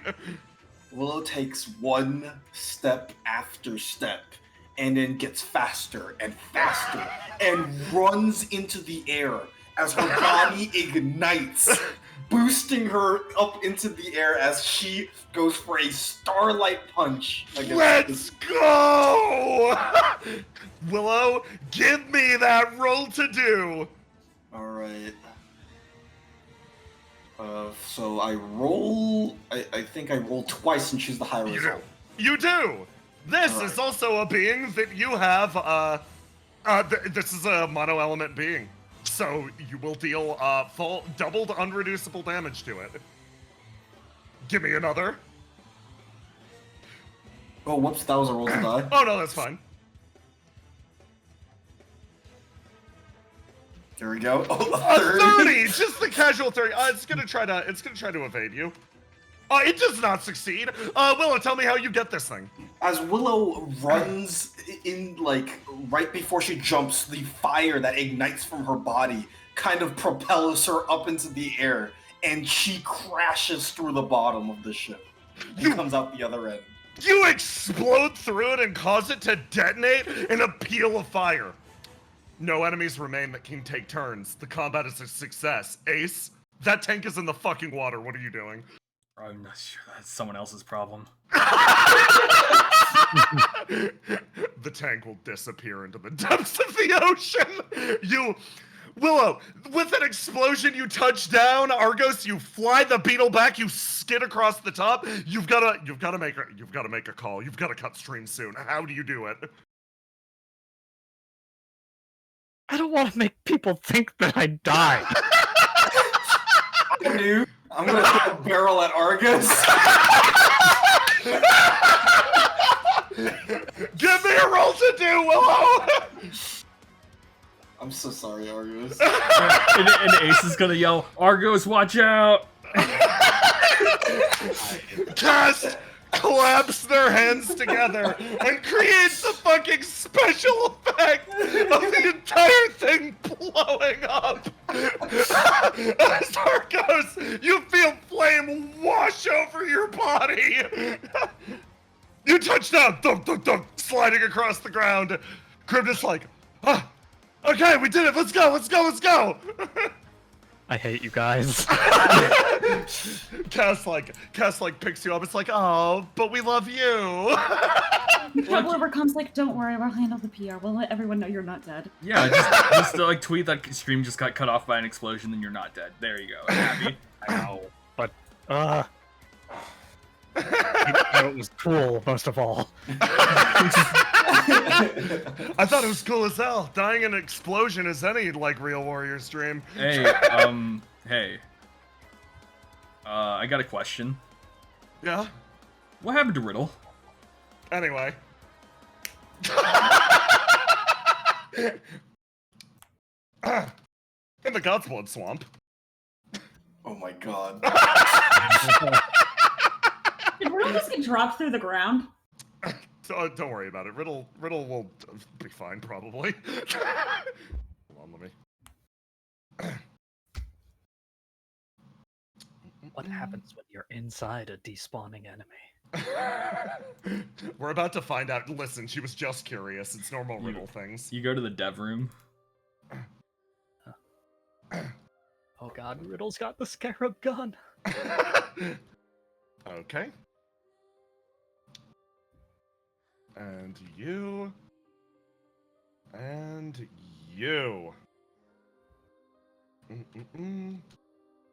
Back to vibes.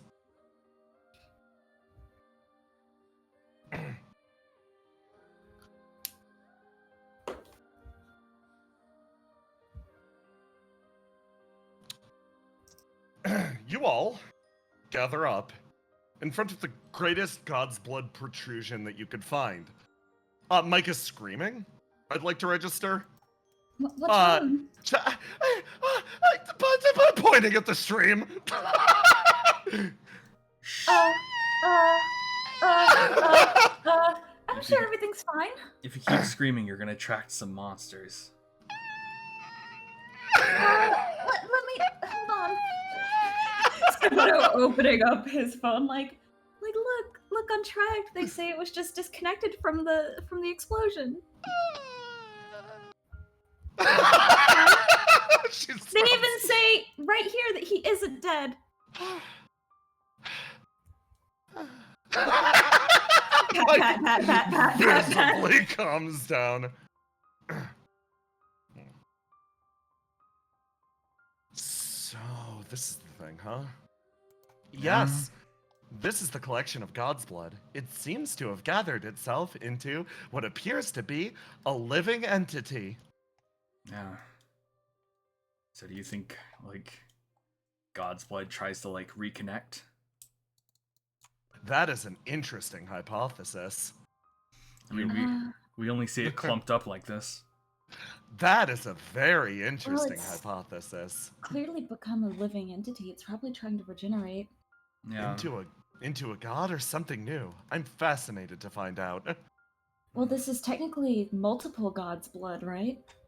Ooh. Because the fight between the god of flames and Upwind is the one that all the blood poured down here from, right?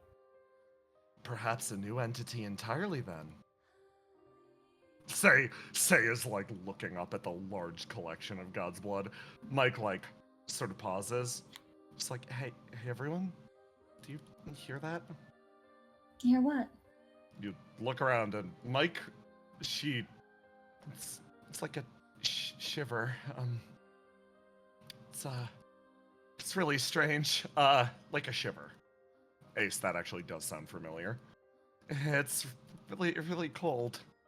Like really cold. Walk. You can't say off. Say stops. Oh, he didn't mean to. He was coming to check on her too. He goes to this side. Say moves over, places her hands on Mike again. It's just like, do not worry. Any unusual activity that you're currently feeling is likely a side effect of being in close proximity to God's blood. Yeah, sure it is. Mike starts shivering.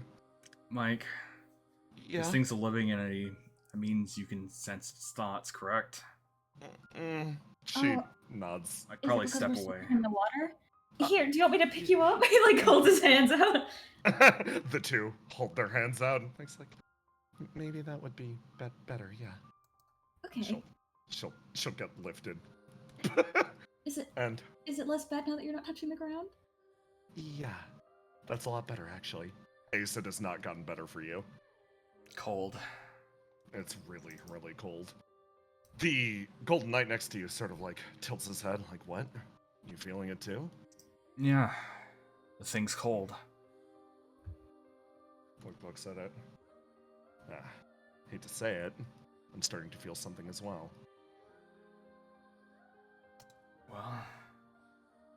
Well, Ace is going to put his hand on it and try to spread some flame around this. Lovely. Okay.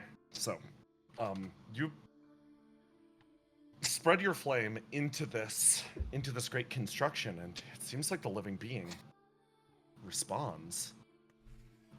You see, as the very material of the swamp starts to light up around you, billions of bioluminescent forms that you thought originally might be, I don't know, tiny little things, maybe segments of plankton or something else, but you start to realize all of this, they're just little flecks of God's blood. And this entity in front of you, what does it feel like? A thought crosses your mind. A single synapse firing. It's a brain. Yeah, it's trying to make a mind or a brain. And this appears to be it. It appears to be where all of the thoughts are logically organized because, well, it wouldn't start with the brain. The connection runs deep to you, and you feel the world start to spin again, lately.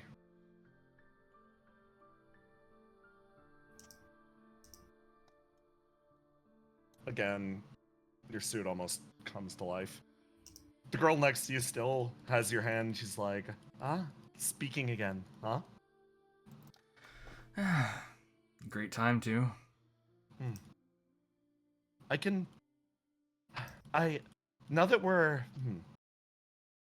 Now that I'm given the chance to ask this question in relative privacy, I can't interfere with this process. But I do have a simple question. You take a step away, and the world in front of you actually starts to swim and spin. You find yourself somewhere else. You stand in the middle of your room, and Say looks at you, inquisitively. Not exactly... neither aware nor unaware of your answer. She looks at you earnestly. Ace? Yeah? I have a question. Mm-hmm. She stands up to her full height and sort of like wiggles there for a moment. Do you prefer the you that you are right now? Or do you prefer the you that once occupied this place? What do you mean? I'm asking, that sight, that almost alien landscape, would you prefer I send you back here? Or would you prefer to languish in this place instead? Send me back to the old other place. Interesting. May I ask why? There's no answers to be found here. The vision comes to life again as you feel the ash slip between your fingers again. A very worthy answer. I am proud to call you my partner. Yeah. She moves forward. Do you know what answers you're looking for here? Kind of. I'm searching for answers that I want to learn and answers to questions I don't know the questions to yet. She beams at you, searching for questions. No more noble a goal. Her face sprightly lights up. She bounces on her heels. Well then, shall we explore a little while longer through the memories of an old pyromancer? Why are you here? She looks over. I have one goal, one very straightforward objective. Someday, I wish to save the world. That's a emotional answer. I'm asking, I guess, the best question, how are you here? She takes a step forward and puts a hand out to you. Technically and physically speaking, we are both currently back in the swamp. But through physical contact. And she stops herself from saying the next part. She pauses. I'm here embodying someone from ancient times. Indeed. The same. She smiles at you. You asked, or perhaps you made a wish for a stranger that would carry forward memories or remnants of the past. I am a long, long string of different events that lead to the current moment. I was here once, certainly. But, most importantly, I'm here now to assist you. She puts her hands on your shoulders and looks at you dead in the eyes with those brilliant green eyes. I am here for one simple reason. It is not due to some grand ability or great scheme. You wanted help. Therefore, I am here to provide it. Guess that's nice for once. She brilliantly smiles at you. You sense no malice behind Say's eyes. Oftentimes you see a hint of intelligence that usually she secrets away, but in this moment, you feel like she is utterly earnest about this assertion. So, why did touching the god's blood send me back here? Suit's reacting? She turns around. Gods are enduring things. Regardless of whatever cycle or iteration the world has taken, they have always existed. Perhaps your suit is trying to tell us something about the gods or something about himself. Regardless, I'm fascinated to learn. Maybe we'll find one of these questions that you're in search of. I guess. You progress into that ashen world as the girl moves in front of you, smiling and moving. You're unsure of why she looks so happy in a world like this. Nothing else is mobile here. It's held utterly still, almost perfectly preserved in time. And then she gives you a slight smile and offers the first line of warmth you've heard from her. Look at the people here. This world has been utterly saved in perpetuity. I guess it makes sense. If strangers are supposed to be the opposites of their owners, or creators, or whatever partnership we have. She actually laughs. It makes sense that you'd take comfort in forever.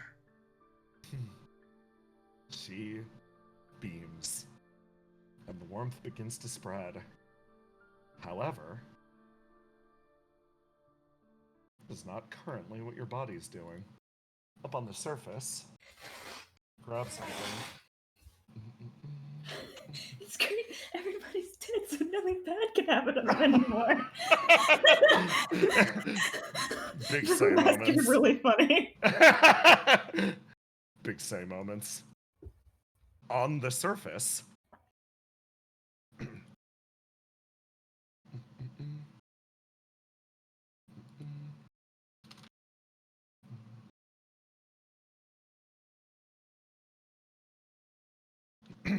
stirring on all sides from the muck, everyone starts to realize the truth of what's happening here.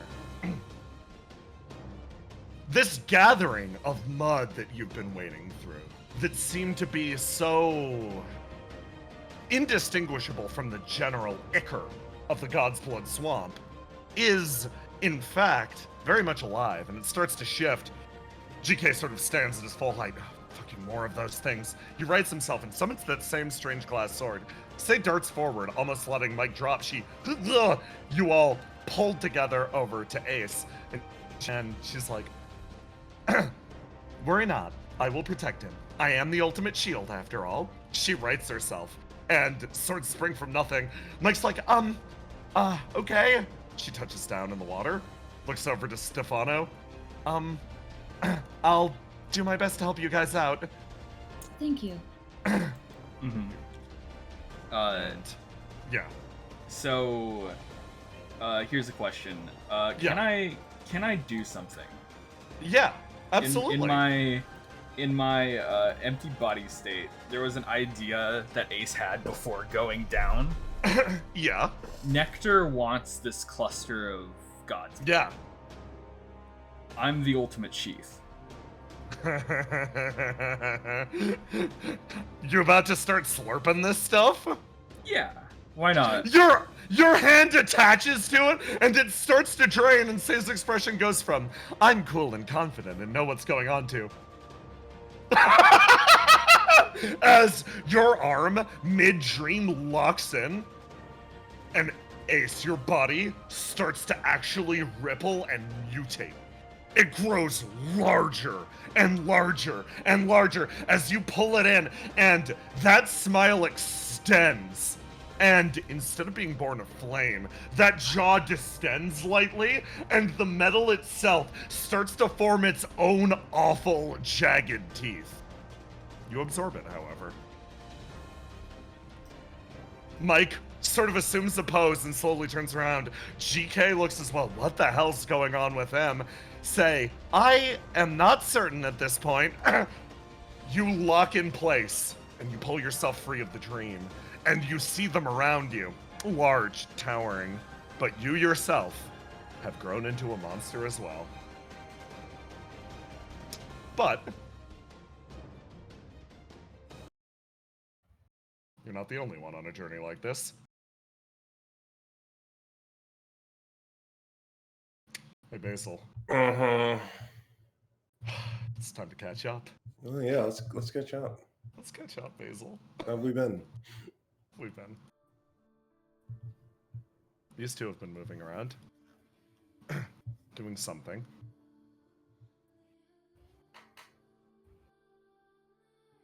You actually hear scraping, grinding noises.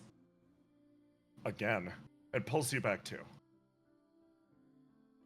Something's trying to mess with the controls. Damn it! Damn it! Damn it! Damn it! Damn it! The little ring wriggles his way back and forth, and you can see that the little guy is trying his best to, like, help you? I wish I had legs! I wish I had arms! Is that Fault Watcher? You're in there, right? Come on. I'm not letting you lose your body like I lost mine. He's not going to be able to do anything. He doesn't have hands. I wish I had hands! He lets out a roar and, like, slowly rolls across the top of the console and bing, bing. Okay, I'm just a ring. But, at the very least, kid, if you're in there, listen up. Don't let anyone else decide what you should be, okay? Don't let some bigger thing than you press you into a shape that you don't want to be in. If they're putting you through the minting process, it's probably going to be pretty bad. It's really rough for me to begin with. So, pick a shape that's good, okay? One with arms and legs, one that can actually affect the world around you. You deserve a chance to run and walk and enjoy yourself, right? Don't wind up like me. The ring lies there for a moment, still. All these friends of mine who've lost their body. It's like a meeting of the minds. Basil may have a type of friend. Kindred spirits, as one would say. Kindred spirits, dude. Your siblings are AI. Like fucking yeah, no. Do you have any normal human friends No. other than like Ruth and Melly? You Ruth is not a normal Ruth is human anymore. Ruth is bad. you, Basil, you reflect on this. Every single person you pretty much know is at some level some sort of entity occupying what appears to be a body.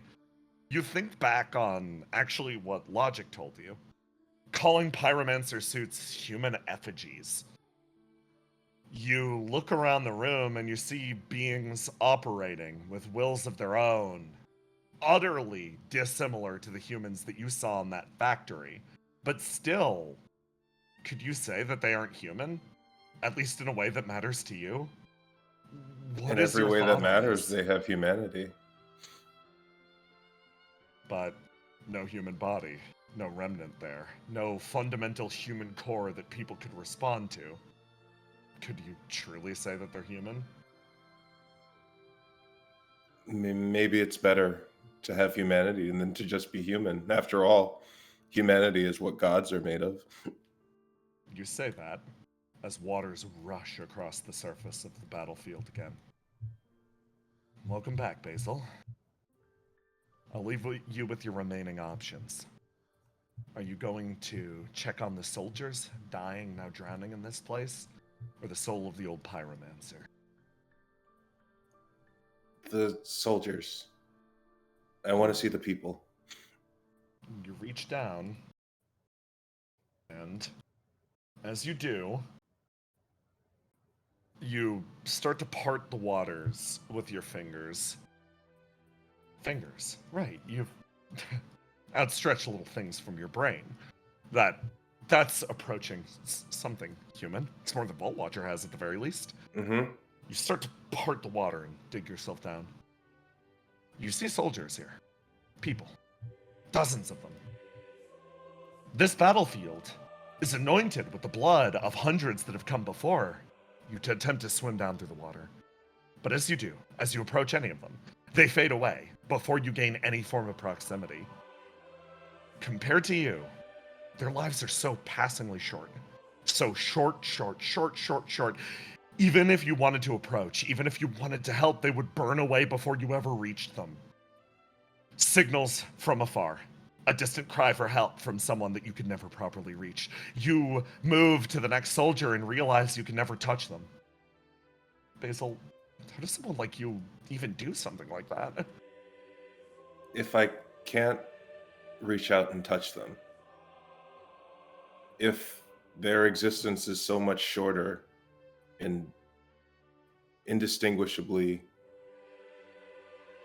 shorter than mine, can I feel the ripples that their lives left behind? Yes. That's certainly something that you can feel. You can So feel the I weight. try to read the ripples rather than trying to reach them. Getting close to beings like this. That's right. Something like that was always impossible for you. Passing transient things. A moment to you would be a lifetime to them, and vice versa. Proximity is impossible. So instead, that voice echoes through the back of your head again. Read the results of their actions. A smart move. Rather than staring at the person, we stare at the constructions they leave behind. We stare at the long, cyclical path of the world and judge who lived there based on that. But isn't that a lonely existence? Wouldn't a world like that seem or feel empty? It is. A world without touch. A world so distant from everyone else that you can only passively observe from afar. It's exceedingly lonely. It's lonely to be me. Is that why you wanted to get closer? That's why I wanted love.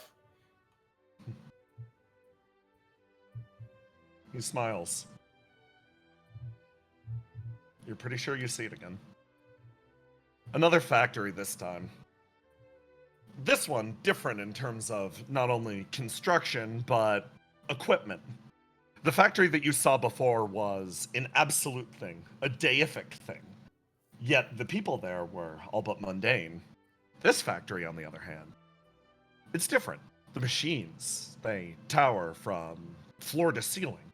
They seem far more well put together, advanced, but the people don't reek of the same humanity. The Geist logo is emblazoned on various devices around you. You can tell, again, this is where you were born. But it's not where you were born. The you that is speaking right now was not born here. The you that is speaking right now was born in that other factory. This factory. This is the place where the you that walked out of this room was made. Another life. The same life. It's all been you. But no. Another life. Another life. Another life. You meditate on that point. The waters grow deeper. Basil, tell me what you think about that. Another life. Another life, but it's always been me. It's always been you. Another life, but it's always been me. Like, the flame is transient. The body is temporary, just like the big guy said. It's simply something passing between forms. Solid to liquid to gas, back to solid again. It's always been me. It doesn't matter the form, it's always been me, which means all the times I was alone, I was never alone. I was with me. Every version of me. Do you count yourself as Basil? Do you count yourself as her, as you? I'm Basil. I'm Basilisk Id. I'm the absolute free will project. Absolute free will. Free will. Given the infinite choice and possibility, I chose to seek myself. I want nothing more than to understand Basilisk Id. That's why I'm here. A snake chasing its own tail. With the head of a god. Fascinating. I believe you might be ready now. It's a difficult thing to say, but Basil, I'm going to need you to face yourself. Do you think you're capable of that now? I've always been able to face me as long as it's been me. I think by denying that it was ever me, it made an enemy of myself. So yes, I think that's the answer. You're ready. I'm ready. You're ready to acknowledge whatever that means. Whatever that means, whatever the truth is. Whatever the truth is. No matter what. No matter what. No matter how distant things may be. No matter if those lives streak away in front of you. No matter what. No matter what. Basil, I'll ask you then. What is your wish? My first memory was that of a promise. I was promised one thing, love. This flame has been denied love in every instance throughout all time, and the promise of love was enough to bring me here. Can I really end this cycle without receiving what I was promised? I know love. I love my brother, I love my sister, I love my best friend, I love her. Is that so wrong that it isn't enough for me? Is it wrong that I want more? I see it all around me, a hand reaching out into another's, interlinked, lips pressed against another's, interlinked, bodies entangled in a warm embrace, interlinked. To see and be seen, to touch and be touched, to understand and be understood. What I want more than love is intimacy, and if I can't have that for myself, if I'm so distant, so ethereal from the rest of the world, then my wish isn't for intimacy for myself. My wish is to give every version of Basilisk Id what I couldn't have, what we've always deserved, what's been denied of us. You're finally ready to grant her wish and to grant your wish. Basil, that girl inside of that body, that is you but not. You, as an existence, are capable of granting the wish for her, for yourself. But first, you must acknowledge a simple truth. Interlinked. That love, you are a long, long chain.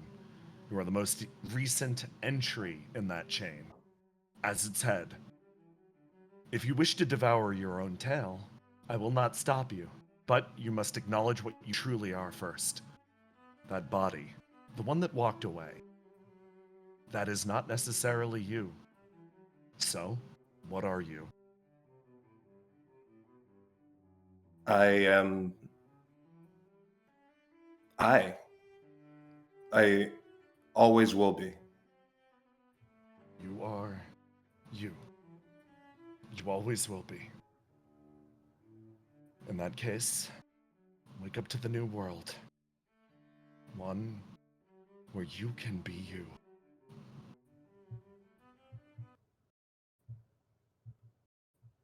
You feel your body construct yourself.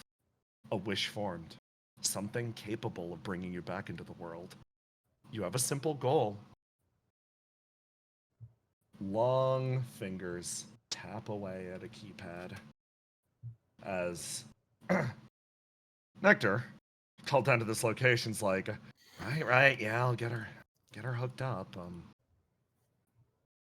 She looks over and you feel your eyes slowly open and close. Integration's not going to be that hard. Where'd you get all this stuff anyway?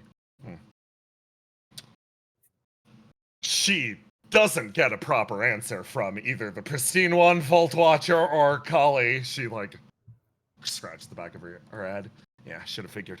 Okay, well, hey, good morning.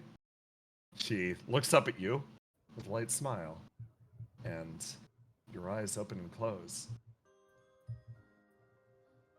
And you feel a body, unlike your own, yet achingly familiar, brought in. Collection of humanity. Some sort of creation, deific. The god at the head of a snake. But for this moment, a quiet body that is your own. Constructed from various goods brought together by not only the pristine one, but your own reflection. You are not the same person you were when you entered this chamber, but you are every bit the same person you always were.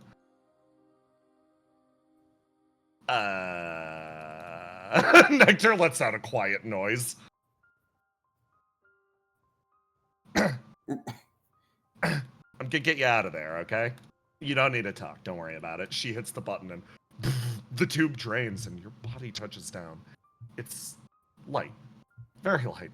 Lighter than anything you've ever moved in before. You slowly open and close giant mitten hands. So pleasant. Huh. There's no way around it. This form could only be described as one thing. It's cute. It's hands that could easily cross the void. That anyone would hesitate to hug. That anyone wouldn't hesitate to hug. Do I have a mouth? You do. You feel a pressure against you. Bump. Your reflection puts her arms around you. I hug her back. I don't need to. Pat, pat, pat, pat, pat, pat, pat. Nectar's expression softens for a moment. She's like, don't know how exactly you got down here, or even what state you're in currently, but hey, we're gonna fix whatever happened to you, okay? Don't worry about it. I'm sure that was really scary. You notice that Nectar's voice is gentle in a way you've never seen it before. She's looking at you, and you see a look of recognition. It's a sense that you get almost natively. She's seeing a lot of herself in you. Don't worry. We'll figure things out, okay? Okay. The You voice speaks up. Don't have to worry. What? Huh? I can hear it in your voice.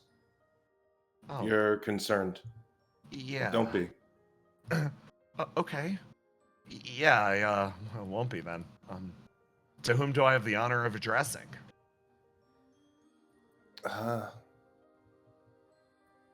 I'm me. Blink, blink. Still me. Still you? So, I gotta say, kinda glad I waited on the whole introductions thing. In this case, hey Basilisk Kid. Welcome to the Derelict. I'm enjoying being a guest here. Yeah, I mean, might be a guest, but now you're also a stranger. So, welcome to being one of us.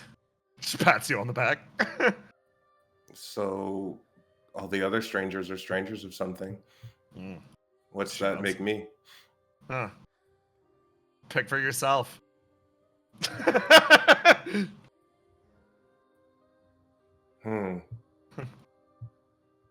Well, I did experience a lot when I was in there. I saw a whole lot of other worlds.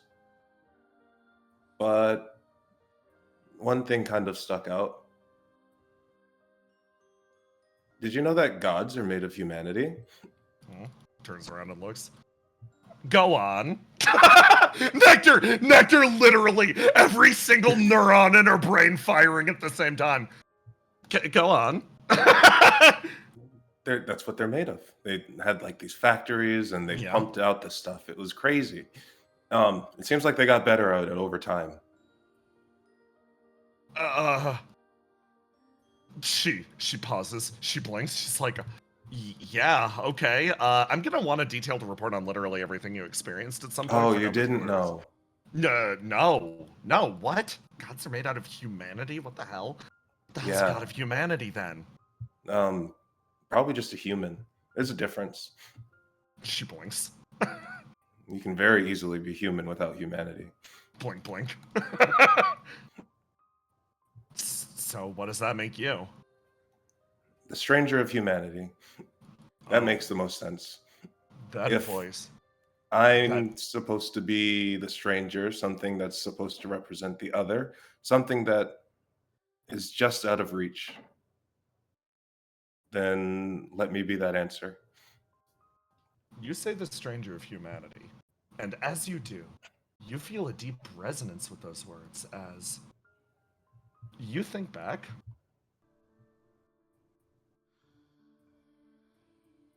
This place. Black waters rushing over you, meant to erase something from you.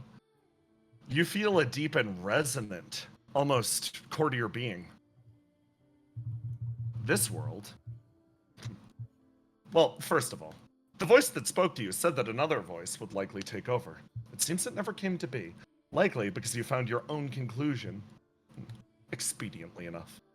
But, as you coast in those pitch black waters and you try to remember what they're taking from you, you start connecting one thing to another. Gods are creations of humanity. This world had a god of humanity once. He reigned over a brilliant empire that lasted 1,000 years. You feel like his role and his position, his deification, all of it, is as it should be, but at the same time, you slowly raise your hand. A snake with the head of a god. You feel like that role might have been meant for you. Now, bereft of it, you realize all that's left is to be a stranger. Hey, Jay. Yeah? You said that thing that you say sometimes, what they wanted to take away from me. Yes? They wanted to take away my past, my connection to all of myself. That's always the issue. Whenever I come in too close of a contact, that's when the water comes. Yes. So what Basil is going to do is she's going to reach out now with new mitten hands Yeah. and reach into herself. Excellent. What is the goal? I've always had this strange aversion to red. And I am going to, if I have to use my ESP to do it, destroy my red stat. Oh, we love to see it! Get rid of that! Okay, you bear down on your red stat, and you shatter it beneath your hands. And then I'm going to summon the priestess to fill that void. So, you shatter your red. Do me a favor. Tell me what your red is representative of. My red stat is it's called the Ghost of a Promise. You crush it. And in its place, you summon the priestess. And you start to remember. You remember what was intended to be taken from you. It was another way to accomplish your promise, not the one you'd like to follow. The priestess flares to life and almost intermixes with you. Basil, the goal was simple. You, entity that you are, were constructed to fulfill that girl's wish. You were summoned to fulfill that girl's wish. The you of right now always meant to fulfill that girl's wish, but lost amidst those waves. You gained the same wish as well. You are they are you. Your summoning became indistinguishable. You recreate your red stat with a memory that you are Basil Skid, whether or not you began as her or not. I don't think the snake has to eat its own tail. It can simply link the chain. Oh, she hugs you. Bro, you were... I was not wrong when I said you were just like the AI. I've never been spitting more. Basil, you feel a unity of purpose. Once, this consciousness was viewed as a hostile entity. It was viewed as something foreign that should be ejected violently from the body. You start to see them loom around the corners of the room. You see their shapes form one after the other. You were a transgressor. You were an invader upon the body. You were a consciousness summoned from someplace afar, meant to accomplish a girl's wish. Potentially against her wishes. They move in. They start to close. You were the enemy. You were the one robbing them of freedom. You were the one that got to walk and talk. You were the one that was allowed to live. They all pause around your diminutive form. They don't move. They recognize something in you. That red stat flares anew. Indeed. You are one of them now. Congratulations. You feel a strange sense of peace move through your body. Basilisk Kid, you are no longer fighting yourself. Well, that should make things a lot easier.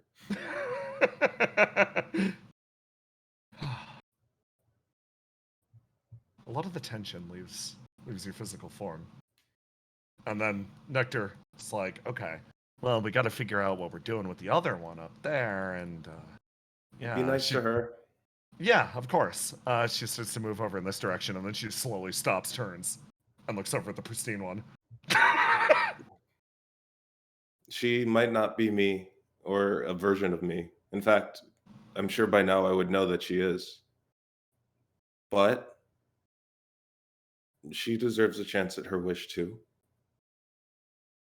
Nectar scratches the back of her neck. I could try at the very least to make sure she's comfortable. I don't know about granting any wishes or anything. And hey, sometimes a wish is as simple as existing. You say that out loud, and then you feel the presence of something looming behind you.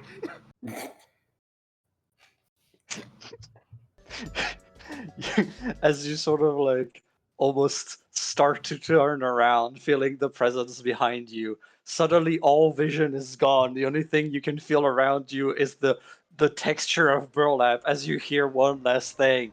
The children, they yearn for the swamp.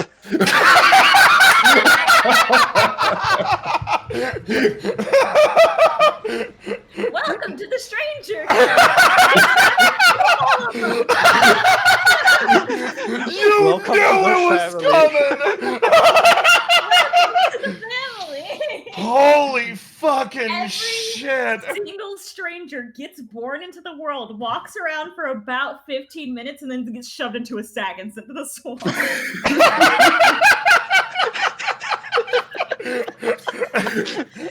Wow, this is what it's like to have a family. For all the others, he does it every time. I've always wanted traditions. Hey squad. Hey squad. I've got a little left for you guys. I've got one last thing for you guys. For squad, if y'all are ready. Yeet. Okay. One little thing. Oh my. Brennan, that was fucking brilliant, dude. We did it again. We did it again. Okay, let me place pogs really fast. Let me place the squad pog. Argos, you're in offline mode. Cast is here.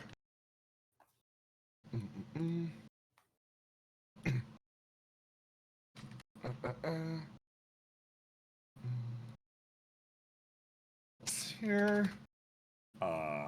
Basil is not here. Basil's on her fucking wild ride. Basil's discovering herself and herself. And herselves. Everyone who is in chat saying that Basil's experiencing Kingdom Hearts, I've never been more validated. Yeah. Okay. Everyone else. Let me get some fucking music going. What clown fiesta are you dropping us into? That's a laugh. Okay, everyone. One last objective. Break through the enemy fleet to the dock we're meeting up with the smuggler. I said I was leading the engagement this time, so here's your objective for this encounter. I need you to take care of the enemy ship. They point. You see an entire logic battleship bearing down on you. And I'll set a turn counter for this one. You will need to accomplish your results in, one turn. Settle it in one, everyone.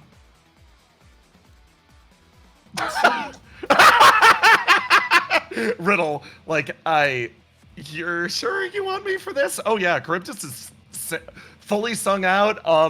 Yeah, like you guys seem to be doing okay. Riddle's still wringing water from her hair. Okay, guys. Well, we can't let the showrunner down, right? Yeah. I just wish I could stream it. Yeah. Okay, you have one act. Defeat a battleship. I mean, maybe you can record this and set it up as a VOD later. It's not the same. Okay, who wants to go first? Roll the die? Yes, you can roll the die. Wow, I have so many options. You've got so many options, my friend. Oh wait, I still have 2 HP. Look, man, you got all 3 of your stats left, dude. I take 12 HP, I'm dead. Yeah. Sounds like a skill issue. On turn, then it's not a problem. This. Okay, like that. So, first one up, Argos. Oh, bud. You can delay your turn if you want someone to like teleport you inside. Need the beetle. Oh, We do need the beetle. my cool once a session thing already. I can't remember how much flame You know I what? had, I'm so just it's like gonna 14. I'm gonna start scanning my friends. Oh, you're gonna scan all your pals? Yeah. Okay.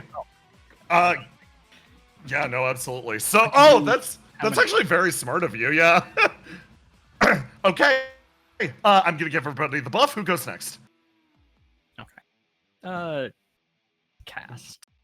Okay, Cast is going to Cast snaps their fingers. They're like, okay, if anyone could get me like over there or inside, I can do something now.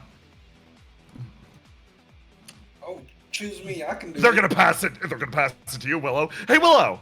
Showrunner. Show starter happens. Let's go. All right, I'm pulling out the beetle, The beetle. Boom. and me and Cask are getting on. Okay. You grab Cast, and you can fly over to the enemy ship. Boom. You fly over the sides. Give me a roll today, really quick. All right.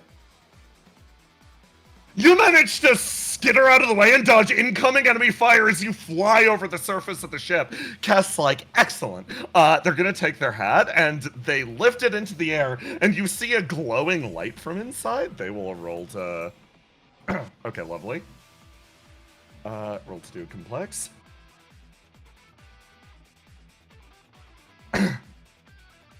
Okay.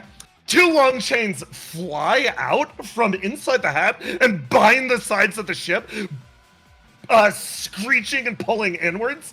You sweep it up and over the sides, and it catches about here. And Cass like, okay, enough damage to the hull, and I'll just rip it in half. Willow, who next? Hold on. You can go again. Also, you also haven't taken your action, and you can take another action. So what Willow's going to do is, I haven't used this in a minute. Yeah. I'm gonna pull out my lance and I'm gonna drop straight in the ship. Give me a roll to do. All right, let's find out if this ship is a one element object. You plunge straight down. If you want to ignite, you can push that roll. You also have the Cal Ignite still for free. Oh, you know what? Let me use the Cal Ignite. Yeah, let's go. And then add 1d6. Damn. Boom! You hit the side and you drive it straight down. And Willow, you realize something. Go. Hold on. Literally, by complete coincidence, you drop on top of a man and blow him up. Oh my god. There's the inside. You touch down on the inside, stab your lance straight down and obliterate a demon on the inside. The husk burns away. That is hysterical. Dude literally was just getting out of bed and you're like, boom, through the top of it. Willow, who next? All right, I'm gonna take my extra turn. Oh, let's go. I'm gonna rip and tear until it's done. I'm gonna run forward, charging my lance at this next guy. I'm gonna pin him to the wall. Give me a roll to do. You get to roll to die first, of course. You use the Cal Ignite. You can unlock your red. Yeah, and I'll remove the Cal one from you. I'll use my 3. Lovely. Give me that roll to do. You stab forward and stick. This is a normal ass grunt. So hold on. Oh my god, it's been so long since I've rolled for one of them. Oh my god, I love to see it. I'm igniting. Yeah! Yeah! Hit that ignite button and you boom! You will succeed in this. That'll push it over. Tell me how you push the roll. Willow, not caring about the engine right in the front, just charges with this man and pins him into it. You stab it forward, and the engine starts to sputter and screech. You got Ace and Riddle left. Who next? All right, Ace, save me. Bro, Ace, what's the plan? I can't even save myself. Here, I'll end my turn in stanced up. Oh, of course. Boom! You get fucking ripped. 1, 2, 3, 4, 5. Dude, I can't even get over there.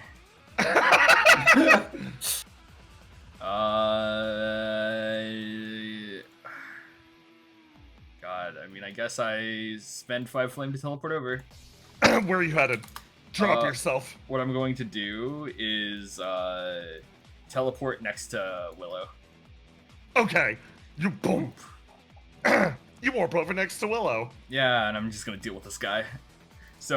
This guy's fucking dead. I should. Oh, that guy's clarify, dead. Yeah, that guy's dead. Then there's then there's another guy. So. Yeah. I'll teleport for this guy instead. So what Ace is going to do is just simply probably teleport above the guy and just kind of like drop on him. Yeah, okay. Give me a roll to do. Oh, Ace, tell me what you do and how. So what Ace does is he jumps off of the sub that we're on, carries that momentum, teleports over, and then basically hits this guy down, and due to like just a Cosmo Crusher. Since I knocked them back, but since I'm hitting him down, he just hits the sub. Boom! You hit the bottom and literally obliterate this demon. That person no longer fucking exists. You hear a rush from down the hall. Roll to die for me. Oh god. 9. 9. Okay. Oh my god, I love. Okay, a shot flies through, and you feel. You feel again the same cocky smile as she warps her way out in front, she's gonna swing her sword around, and let's go. Riddle, that's not a great roll. Riddle warps in front of you to take the hit, and let me remove her boost. As she touches down, she moves in front of the person's gun, taking the hit for you, is absolutely shot and wounded instead. That will be her 2 HP. No, because then I'd jump in and activate her tactics to form a shield. Riddle like warps in front, is like, don't worry, leave Jiren to me. And then the gun swings up, and the roll is not there, and she's like, oh. And the tactics pops, and Riddle's like, oh. She like, her expression lights up as the shot travels over her, and she looks cocky again for a split second. And she picks up her sword, and she's gonna swing it at this guy. Cleaving through him, she sprints into the next room of the cabin and starts to move towards the back. I'm gonna remove tactics from this one. This guy back here is going to sprint his way over and make his way up to here. He opens the door and he'll take the shot. We're gonna try to shoot Riddle again. All right, Riddle. Okay, Riddle. Okay, Riddle sets herself up. She's gonna ignite to add 2d6 or 1d6 to this. She preps herself. Wait, no. I'm going to also add stanced up. Riddle fucking preps herself. Okay, this'll be the roll. We love to see it! Riddle, oh wait, actually. No, hold on. Hey guys, why is Riddle tanking?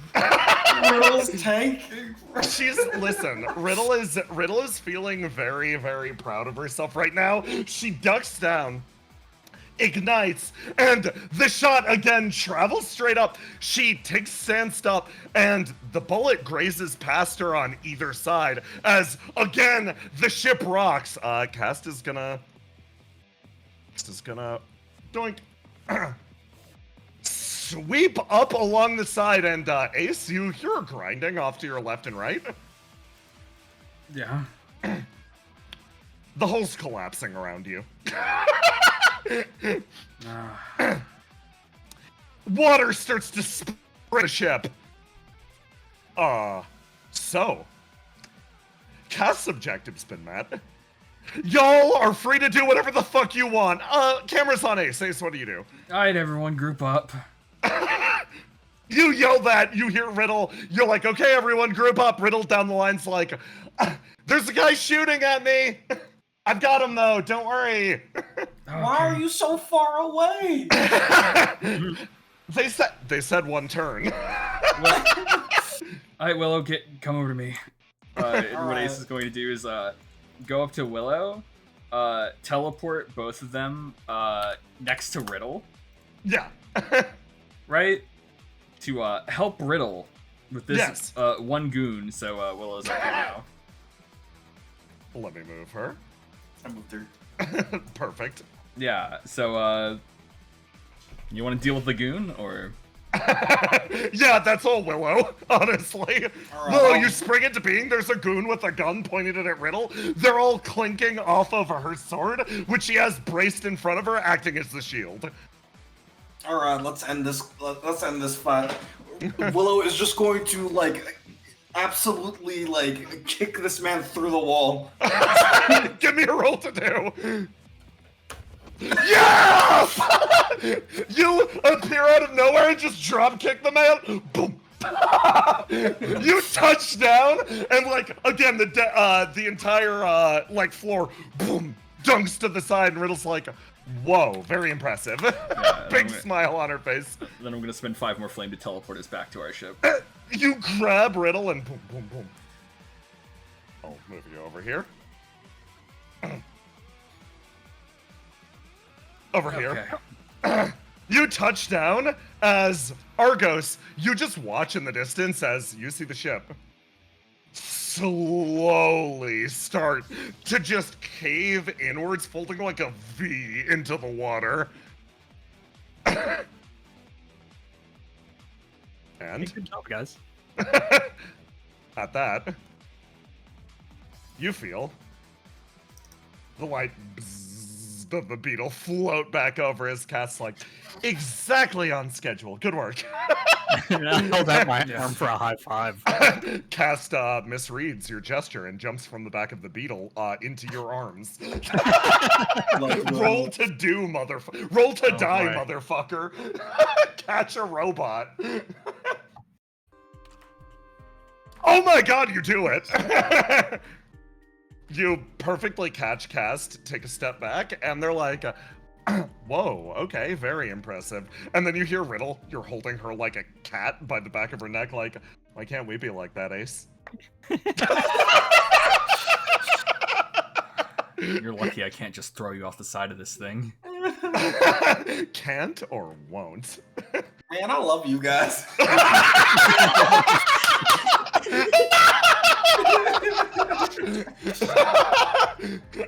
Your boat, undetected by the undetected utterly by Logic's fleet, travels towards its destination. They are definitely not detected, guys. 100% not detected. It's fine. Listen, we're so good at this. And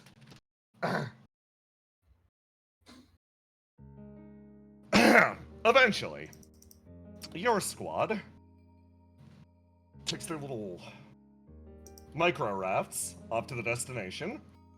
Let me gently clear that. Okay.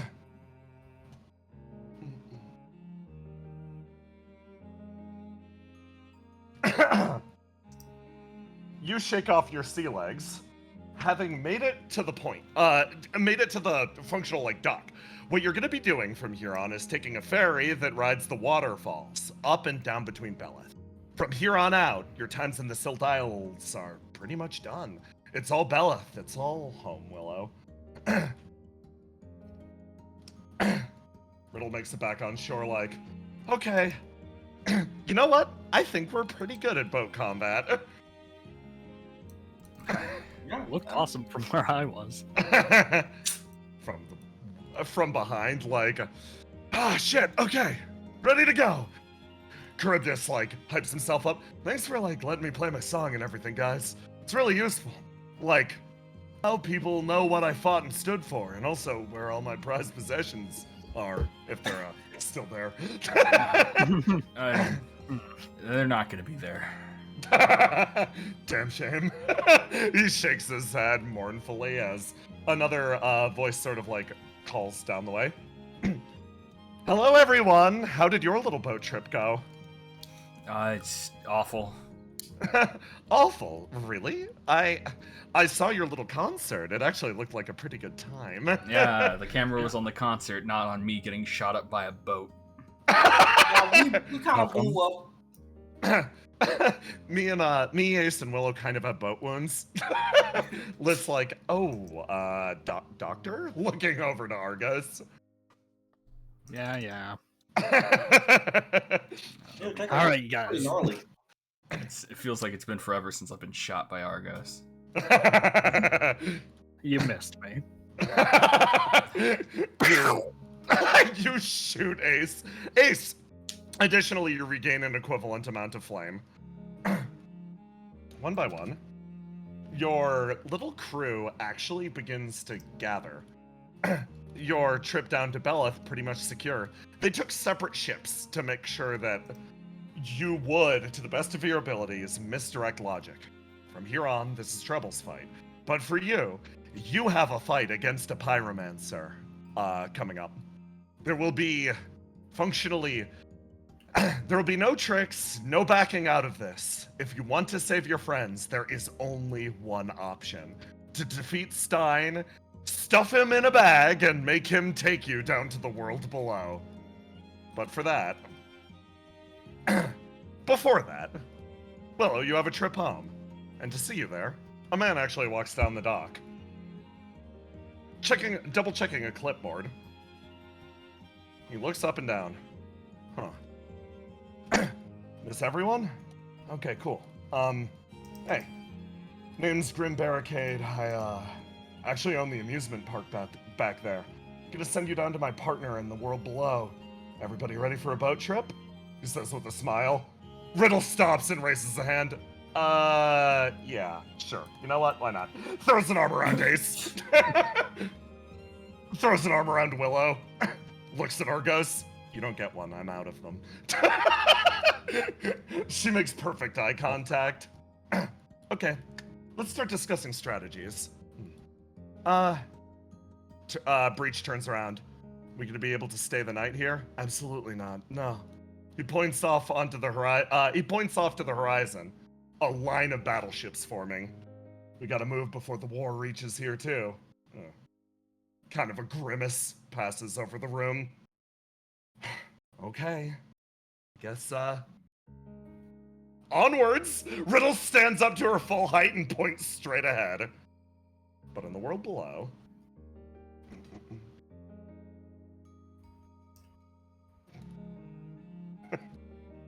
someone...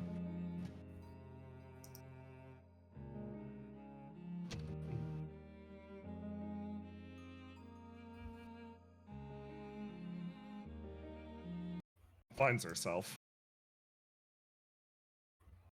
in a location familiar yet so unfamiliar. Basil, you've got a lot to think about. Your entire form jiggles back and forth. But at least, massage chair is kind of nice. And that's where we're gonna end the session. Yeah, let's fucking go. Perfect. Oh my god, good fucking work, squad. This was fucking awesome. Good session, gang. Holy shit. Okay. Great stuff, everyone. Holy Great shit. fucking session. And hey, Well, that was a fucking delight. everybody's in Belith now. The gang's all here. The gang is indeed all here, actually. Good job. Negotiating everybody into the same location, very difficult. But we've done it! Contracts and all that. Oh, holy shit. Yeah. Good fucking job, team. My voice is spent. Yeah. My life is spent. Let's do fan art. Yeah, we got fan art. This is Imgur, put together by Jow Twitch. Thank you very much. First off, from Rion, we got a nectar. Oh, I love that nectar. Snack. Oh, And that's then we so got good. the poster from Dungeon Master Zero. Oh, Yeah. so happy for you, Robin. What do you guys say? I'm getting that sticker. Oh.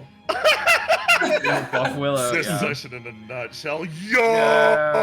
Yo! Damn. Fucking, let's fucking Dream Machine. go! This is Vital Snowgo's my best God. attempt at doing the relationship chart. And then we have Saru. The fish fears The him. fish hates it, but he loves the fish and is also rivals with the fish. Yeah. Fish is down bad. Holy shit, that's the most nectar line ever. Hold on. Bring me back some wine. Eternity being here makes me want a day drink. The say boop. No Boop. eyes, no ears, no head doinkers. Oh, you don't know how funny that becomes later. I don't have any of those things. Love me, damn. Love me. Yeah. Wish I didn't die. Take anyone you want, yeah. No, brain, spine. Get the soup, boys. Gotta. Get it, soup. Yeah, then we have Basil. Whoa. Yeah. Basil. Floating the tube. Oh, yeah. I deserve this, yeah. It's fun. We Melly stock does portfolio. deserve this. Yeah. shout out Willow and to Melly. hey, shout out to Treble and Melly for turning that into a performable song. I'm a martini god. Yeah. Oh, Basil.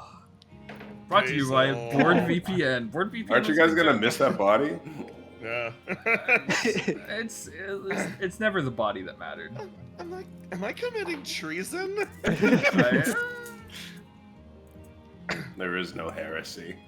Yeah. Oh, God. And then we have a lot. Need to obtain an egg chair, roll to buy. GMs drops you from the sky, roll to fly. Getting details from the area, roll to spy. Here we go. Controlling weather, roll to sky. Calculating odds, base losing, roll to pie. Do or not do, roll to try. Capsy says has a new menu item, roll to tie. Having a cookie contest, roll to pie. Riddle dunked in Oh water my again, roll to God. dry. Dressing for Holy 60s, shit. roll to tie-dye. Learning what his backstory cry. Yeah, that's why I said this. I can help with that, yeah. The materials of God, yeah. I love that.